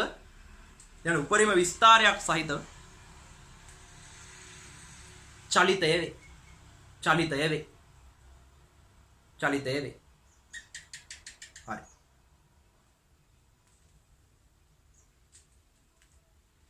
right දැන් හරිද විශේෂ කතාවක් කියන්නයි යන්නේ ලියන්න මාතෘකාව අනේ තව වැදගත් කරන්නක් තියෙනවා. රතු පෑනක් දාලා රතු පෑනේ දරුවක් දාලා ලියා ගන්න ආයේ. මේක රතු පෑනේ ලියන්න ඕනේ නැහැ. රතු පෑනේ දරුවක් දාලා ලියා ගන්න. යම් වස්තුවකට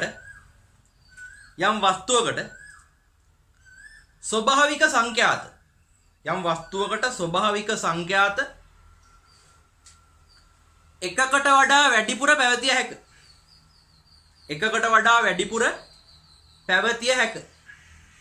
අපි ඔය ගැන කතා කරමු ඉස්සරහට. වස්තුවකට ස්වභාවික සංඛ්‍යාතත් එකකට වඩා තියෙන්න පුළුවන්. ඒක අපි කතා කරමු ඉස්සරහට. හරි. දැන් පුතේ ලියන්න මාතෘකාව අනුනාදය කියලා. අනුනාදය කියලා ලියන්න. අනුනාදය. හරි ලියන්න අනුනාදය කියලා. හරි.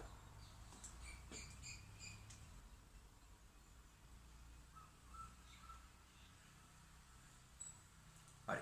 මෙහෙම ලියන්න. බාහිර ප්‍රභවයක්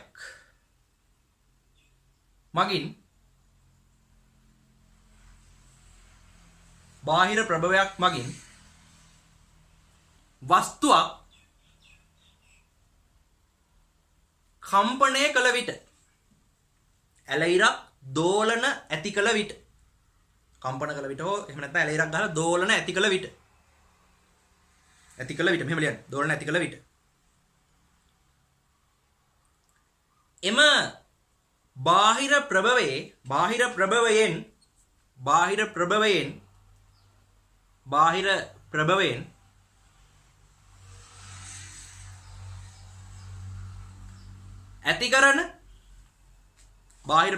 ඇති කරන කෘත සංඛ්‍යාතයේ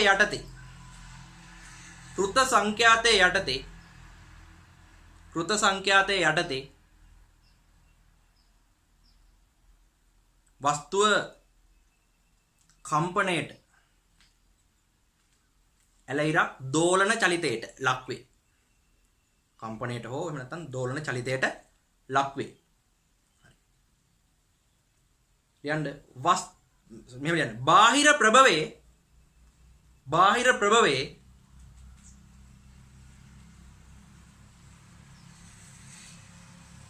සංඛ්‍යාතය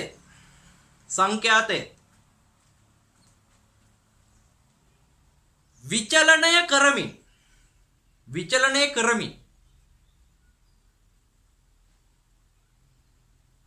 මේ සිදු කරන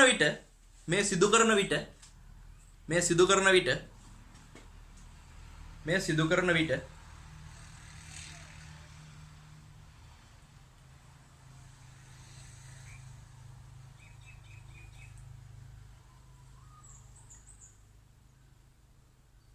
යම්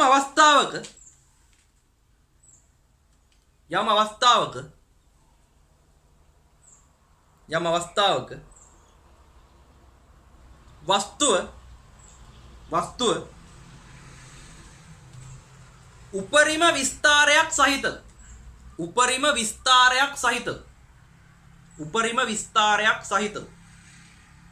උපරිම විස්තරයක් සහිතව කම්පණයට එහෙම නැත්නම් ඇලයිරක් ගහලා දෝලන චලිතයට ලක්වේ.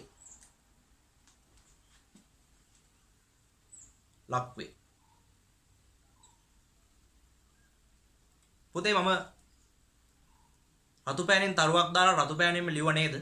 මතකද? බලන්න උඩ නෝට් එකේ. යම් වස්තුවක් උපරිම විස්තරයක් සහිතව දෝලණය වෙන්නේ එහෙම නැත්නම් කම්පණය වෙන්නේ ස්වභාවික සංඛ්‍යාතෙන් කම්පණය වෙන විට විතරයි. හැබැයි දැන් මොකද උනේ? මේ විදිහට සරල අවලම්බයක් ගමු අපි.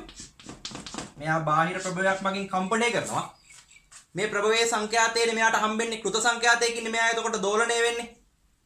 ස්වභාවික සංඛ්‍යාතයෙන් නෙමෙයි. හැබැයි යම් අවස්ථාවක පුතේ මේ කෘත සංඛ්‍යාතයේ f එක වෙනස් කරනවා. f නෝට් එක මම වෙනස් කර කරද්දී එක්තරා අවස්ථාවක මෙයා උපරිම විස්තරයේ සහිතව දෝලණය වෙනවා. ඒ කියන්නේ කෘත සංඛ්‍යාතය මේකේ මොකට සමාන වුණාද? ස්වභාවික සංඛ්‍යාතයට සමාන වුණා. මොකද මෙහෙමනේ දැන් කෘත සංඛ්‍යාත මේ ප්‍රභවයක් මගින් කම්පණය කරනකොට කොහොමත් මෙයා කම්පණය වෙන්නේ එහෙම නැත්නම් දෝලණය වෙන්නේ කෘත සංඛ්‍යාතයක් යටතේ. ප්‍රභවයේ සංඛ්‍යාතයේ හින්දා කෘත සංඛ්‍යාතයක් කියලා අපි ඒකට කියන්නේ. කෘත සංඛ්‍යාතයක් යටතේ තමයි මෙයා දෝලණය වෙන්නේ. ඒක මෙයාගෙන් ප්‍රභවයෙන් බාහිර බලපෑමක් ඇති කරන තාක්කල් කෘත සංඛ්‍යාතයක් තමයි තියෙන්නේ. හරි. එතකොට මේකේ චලිත විස්තරයේ උපරිම වෙනවලු යම් අවස්ථාව. එයි අර කෘත සංඛ්‍යාතය ස්වභාවික සංඛ්‍යාතයට සමාන වීම. හරි. ලියන්න.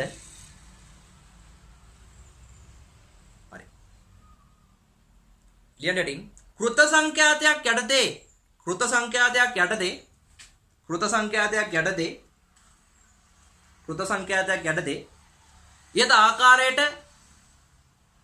යත ආකාරයට වස්තුව කම්පණයට ලක් කරන විට නැත්නම් දෝලන චලිතයට ලක් කරන විට දෙකම ලියන්න. කම්පණයට ලක් කරන විට එළිරා දෝලන චලිතයට ලක් කරන විට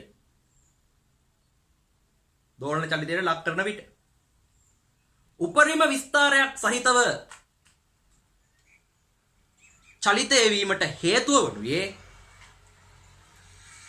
විස්තරයක් සහිතව චලිතය වීමට හේතුව වනුයේ බාහිර ප්‍රභවය මගින් ඇති කළ කෘත සංඛ්‍යාතය වස්තුවේ ස්වභාවික සංඛ්‍යාතයට සමාන වීම.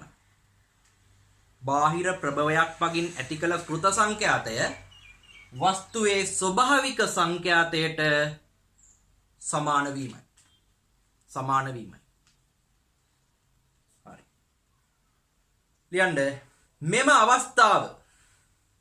අවස්ථාව රත්තු පෑනෙන් ලියන්න අනුනාද අවස්ථාව ලෙස හැඳින්වේ. අනුනාදය ලෙස හැඳින්වේ කියලා ලියන්න. අනුනාදය ලෙස හැඳින්වේ. හරි. දැන් නම් පැහැදිලිනේ අනුනාදය කියන්නේ මොකක්ද කියලා? මේ වගේ කෘත ප්‍රභවයක් මගින් කම්පණය කරනකොට බාහිර ප්‍රභවයක් මගින් කම්පණය කරනකොට කෘත සංඛ්‍යාතයේ ස්වභාවික සංඛ්‍යාතයට සමාන වෙලා උපරිම විස්තරයක් සහිතව දෝලන චලිතයට ලක්වීම තමයි අනුනාදය කියලා හඳුන්වන්නේ. පැහැදිලි? right. හරි. මෙහෙම යටින් ලියා ගන්න වෙනම. ලියන්න. කෘත සංඛ්‍යාතයක් යටතේ කම්පණයට ලක්වන ඇලයිරක් දෝලන චලිතයට ලක්වන වස්තුවක් කෘත සංඛ්‍යාතයක් යටතේ කම්පන චලිතයට ලක්වන නැත්නම් කම්පණයට ලක්වන නැත්නම් දෝලන චලිතයට ලක්වන වස්තුවක් ඒ කෘත සංඛ්‍යාතය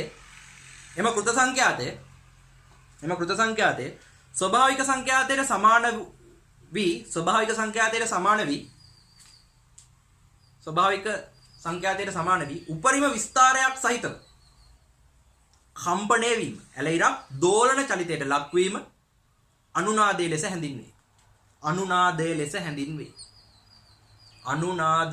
හැඳින්වේ. හරි. එහෙනම් අනුනාදය අඳුරගන්න පුළුවන් අපිට කොහොමද? උපරිම විස්තරයක් සහිතව දෝලණය වෙනවා. හරි. මේ බලන්න. දැන් මම ඔයාලට පෙන්නන්නම්. හරි. මේ බලන්න. වස්තුවක ස්වභාවික සංඛ්‍යාතය හොයාගන්න විදිහ. හරි. පුතේ මේ විස්තාපනය නෙමෙයි පුතේ විස්තරය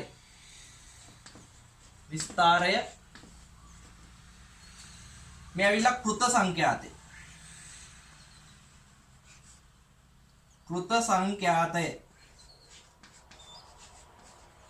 හරි. එතකොට මෙන්න මෙහෙමයි සාමාන්‍ය ප්‍රස්තාරේ බලාගන්න. දැන් මේ කෘත සංඛ්‍යාතයේ බිඳුවේ ඉඳලා වැඩි කරගෙන එනකොට හරිද විස්තරයත් වැඩි වෙනවා. වැඩි වෙලා එක්තරා අවස්ථාවක උපරිම වෙලා ඊට පස්සේ ආය අඩු වීගෙන යනවා. හරි. එතකොට මෙන්න මේ විස්තරයේ උපරිම වෙච්ච අවස්ථාව මෙතන මම ගන්නම් Amax කියලා. විස්තරයේ උපරිම වෙච්ච අවස්ථාව අදාළ මෙන්න මේ F note එක. හරි. මෙන්න මේ F note එක මේ වස්තුවේ මොකද්ද? ස්වභාවික සංඛ්‍යාතය කියලා අපිට හොයාගන්න පුළුවන්. ඒ කියන්නේ යම් වස්තුවක් කෘත සංඛ්‍යාත ඇති කරද්දී කියන්නේ යම් වස්තුවක් බාහිර ප්‍රභවයක් මගින් කම්පණය කරනකොට එතකොට ඒ වස්තුවට හම්බෙන්නේ පුතේ අර බාහිර ප්‍රභවයේ සංඛ්‍යාතේනේ. ඒ කියන්නේ කෘත සංඛ්‍යාතේනේ. අපි අර බාහිර ප්‍රභවයේ తত্ত্বය වෙනස් කර ඒ කියන්නේ බාහිර ප්‍රභවයේ తত্ত্বය වෙනස් කරනවා කියන්නේ එයාගේ කෘත කියන්නේ එයා දෙන සංඛ්‍යාතය වෙනස් කරනවා. බාහිර ප්‍රභවයේ සංඛ්‍යාතය අපිට වෙනස් කරන්න පුළුවන්. අපි ඒක වෙනස් කරනවා. ඒ වෙනස් කරනකොට මේ කෘත සංඛ්‍යාතයේ බිඳුවේ ඉඳන් වෙනස් කරන් එනකොට අර වස්තුවේ විස්තරය උපරිම වෙනවා. උපරිම වෙලා ආය අඩු වීගෙන යනවා. මේ උපරිම වෙනකොට ඒ අවස්ථාවේදී කෘත සංඛ්‍යාතේ මොකක් වෙන්න ඕනේ? ඇයි මේ විස්තරය උපරිම උනේ? වස්තුවේ විස්තරය උපරිම උනේ ඇයි? කෘත සංඛ්‍යාතය ස්වභාවික සංඛ්‍යාතයට සමාන වේ. මොකද ඕනම වස්තුවක් උපරිම විස්තරයෙන් චලිතය වෙන්නේ උපරිම විස්තරයෙන් චලිතය වෙන්නේ ස්වභාවික සංඛ්‍යාතයෙන් චලනය වෙනකොට. එහෙනම් දැන් මේ අවස්ථාවේ උපරිම විස්තරයක් තියෙන්න හේතුව මෙන්න මේ f0 කියන එක ස්වභාවික සංඛ්‍යාතයේ වීම. හරි. රයිට් ලියන්න මෙහෙම යටින් කෘත සංඛ්‍යාතයේ යටතේ කෘත සංඛ්‍යාතයේ සමග කියලා වෙන කෘත සංඛ්‍යාතයේ සමග යම් වස්තුවක විස්තරයේ විචලනය වන ආකාරය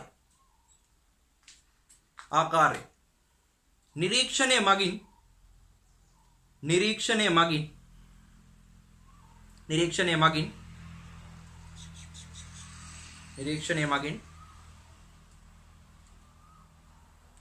අපට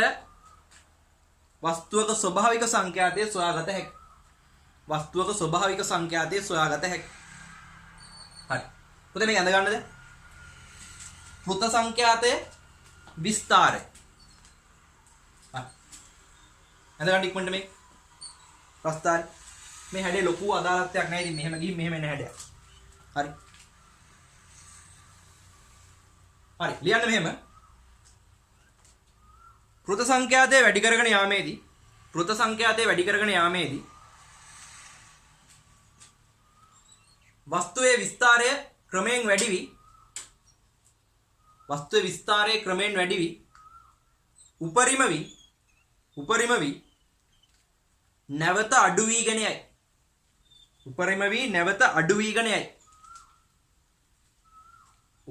වී නැවත අඩු වීගෙන යයි.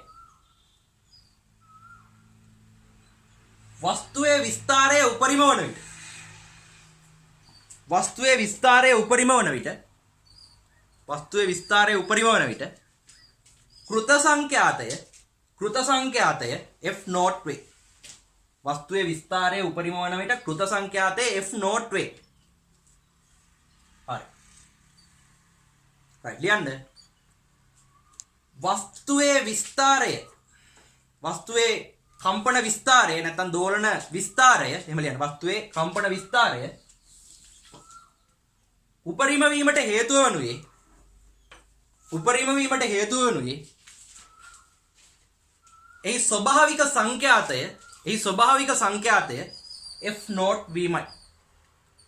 එහි ස්වභාවික සංඛ්‍යාතය f0 වීමයි.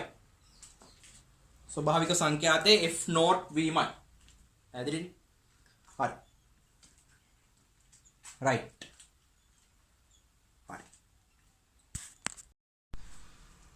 රයිට්. ඔයගොල්ලන්ට මතකද මම කිව්වා සමහර වස්තු වලට ස්වභාවික සංඛ්‍යාත එකකට වඩා තියෙන්න පුළුවන් කියලා. අන්න එහෙම අවස්ථාවක් වුණොත් මේ කෘත සංඛ්‍යාතය වැඩි කරන් යනකොට මේ f1 කියන අවස්ථාව කෘත සංඛ්‍යාතය f1 වෙනකොටත් විස්තරය උපරිම වෙනවා.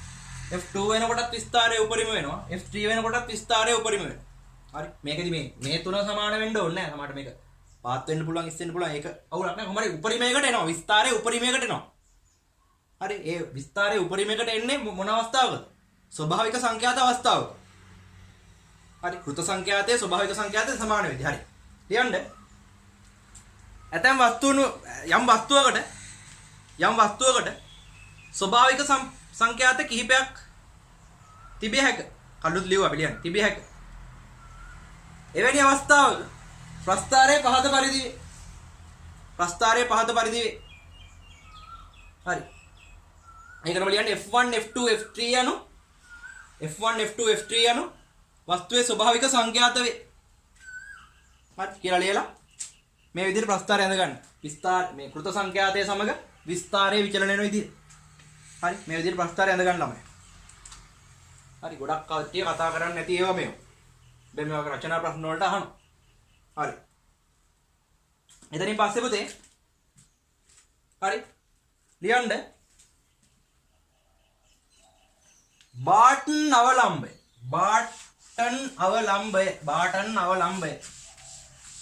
බාටන් අවලම්බය පොඩ්ඩක් අපි බලලා ඉමුකෝ. බාටන් අවලම්බය පොඩ්ඩක් බලලා ඉමුකෝ. right බාටන් අවලම්බය right පුතේ බාටන් අවලම්බය දැක්කනේ ඔයගොල්ලෝ. හරි. එහෙනම් මේ තියෙන එක ඇඳගන්න මේ විදිහට ආධාරකයක තන්තු සැහැල්ලු තන්තු දාලා එල්ලලා තියෙන්නේ. මේ L දිගක් තියෙන එක්කෙනෙක් මේ A අවලම්බය ස්කන්ධ සමානයි මේ තුනේම ABCD. ඔයාලට පේනවා මේ මෙයා L1 මෙයා L ඒ කියන්නේ මෙයාගේ දිගමයි. හරි. මෙයා L2 කියලා දාලා තියෙනවා. හරි. ඉක්මනට මේක ඇඳගන්න. අපි විස්තරය ලියලා මේක පැහැදිලි කරගමු. බාටන් අවලම්බය කියලා මාතෘකාව ගන්න. බාටන් අවලම්බය කියලා මාතෘකාව ගන්න. හරි. හරි. දැන් මම මේක වෙන સિદ્ધාන්තය මුලින් පැහැදිලි කරලා ඉන්නම්කෝ. හරි. එකපාරක් දැන් මම පැහැදිලි කරා වීඩියෝ එක බලවනේ ඔයගොල්ලෝ. ඒ වගේ මම ආයෙ පාරක් මෙතන පැහැදිලි කරලා දෙන්නම්. පුතේ මෙන්න මේ A තියෙනවනේ. මේ A එක මම මෙහෙට ඇදලා අතාරිනවා.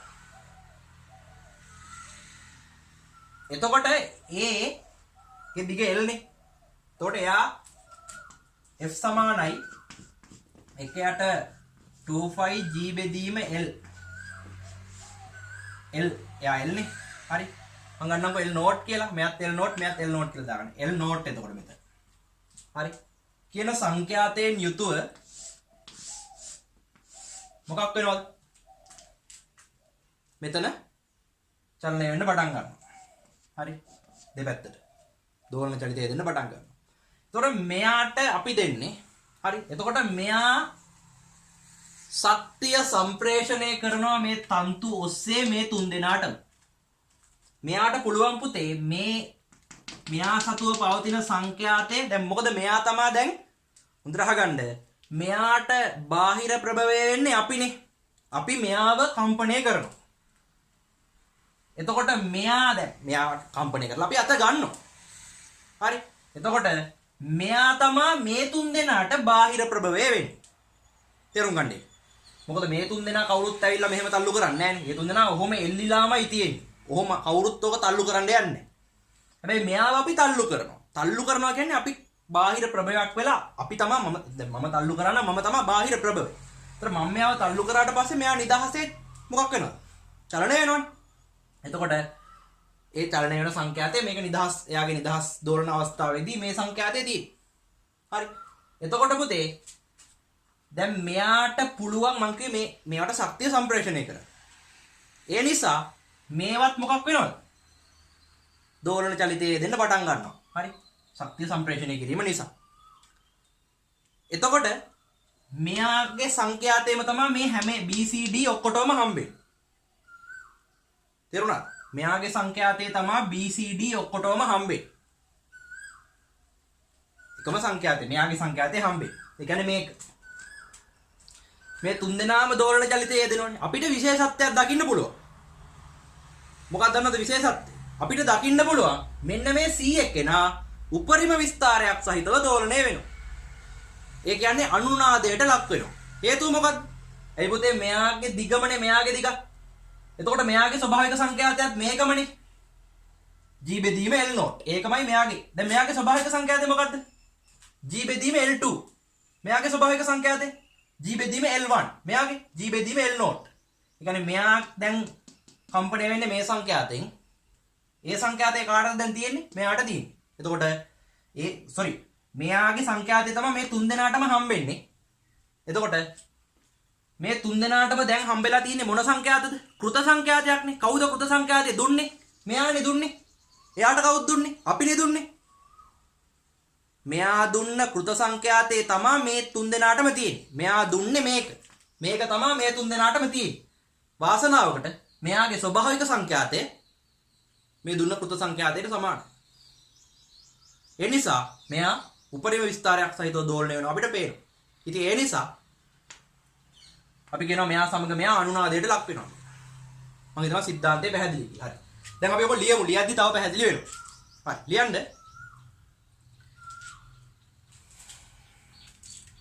හරි.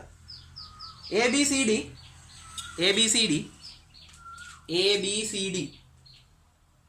අවලම්බ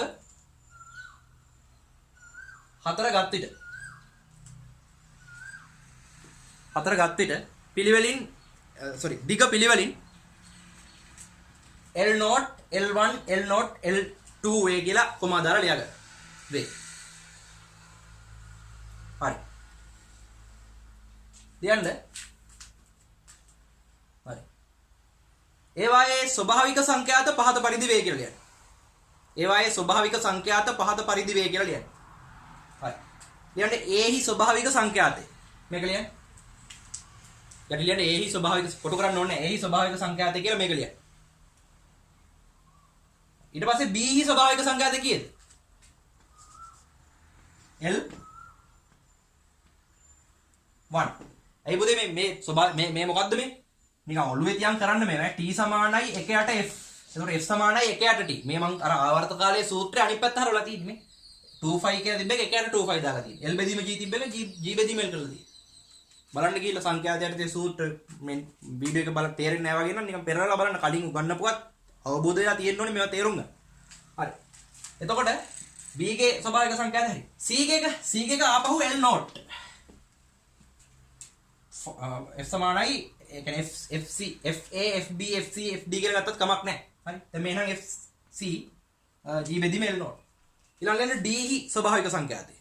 D හි ස්වභාවික සංඛ්‍යාතය. හරි. D හි ස්වභාවික සංඛ්‍යාතය. FD L2 මෙතන FD එක L2 එක. ඔය හතර ලියා ගන්න. හරි. ලියන්න මෙහෙම. බාහිර ප්‍රභවයක් මගින් ඒ කම්පණය කරනු ලැබේ. නැත්නම් ඒ කම්පණය කරනු ලැබේ කියලා ලියනවා. ඒ කම්පණය කරනු ලැබේ. හරි. බාහිර ප්‍රභවය ඉවත් කළ පසු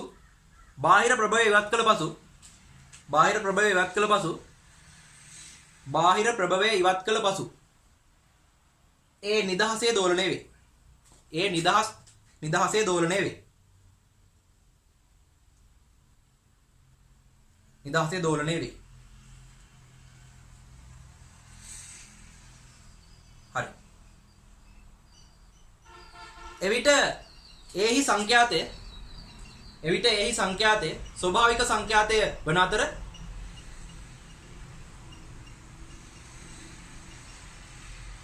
එය මේ සූත්‍රය ලියන්න. F සමානයි 1/25 G බෙදීම L0 මගින් ලබාගත හැකියි. L0 මගින් ලබාගත හැකියි. F හරි ලබාගත හැකියි. ලියන්න. ඒ මෙසේ දෝලණය වෙමින් පවතින විට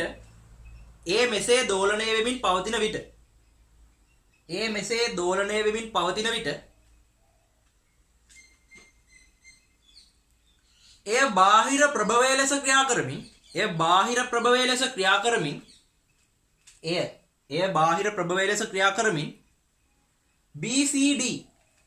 BCD අවලම්බ තුන වෙත ශක්තිය සම්ප්‍රේෂණය කරයි. හරි.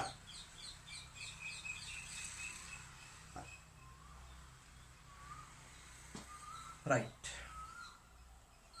එවිට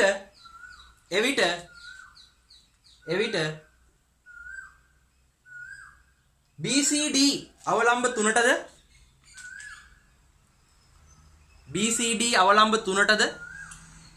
ඒහි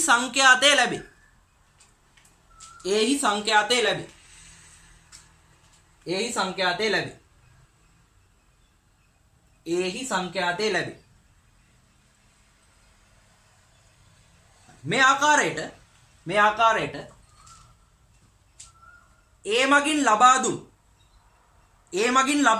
ආකාරයට ඒ මගින් ලබා දුන් කෘත සංඛ්‍යාත යටතේ කෘත සංඛ්‍යාත යටතේ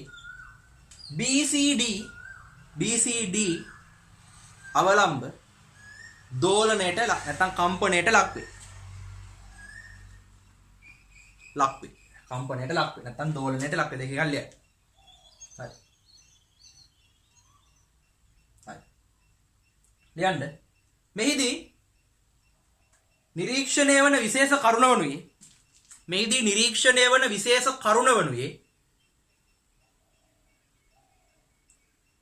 BCD අවලම්බ තුනෙන්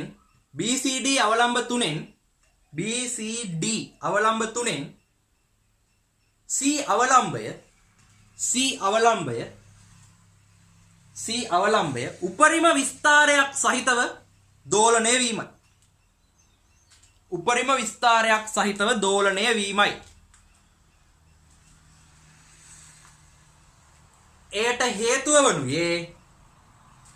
එයට හේතුව වනුයේ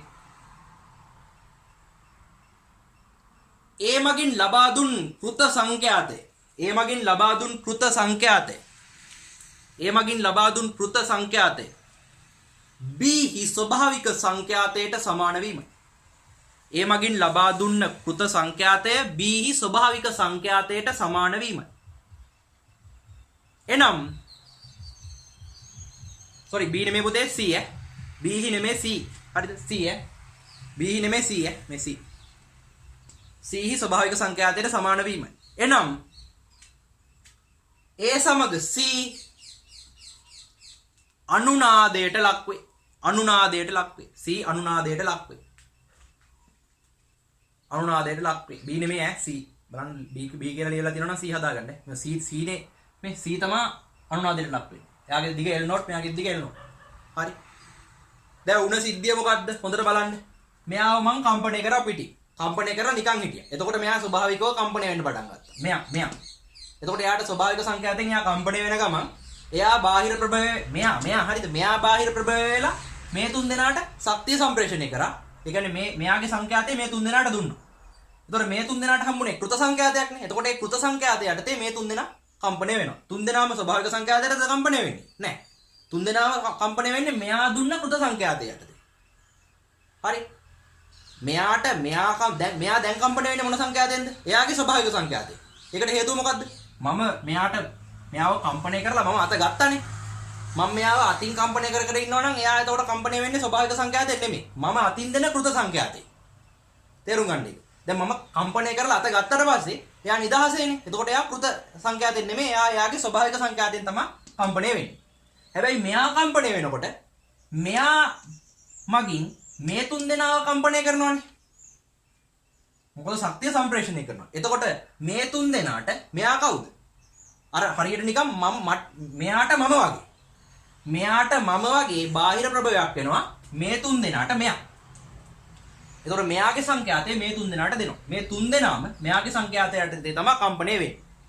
හැබැයි උපරිම විස්තරයක් එන්නේ මෙයාට විතරයි. හේතුව ඒ ඉතින් එයාගේ ස්වභාවික සංඛ්‍යාතයත් මෙයාගේ ස්වභාවික සංඛ්‍යාතයමනේ. මෙයා දැන් මෙතන කම්පණය වෙන්නේ ස්වභාවික සංඛ්‍යාතයෙන්.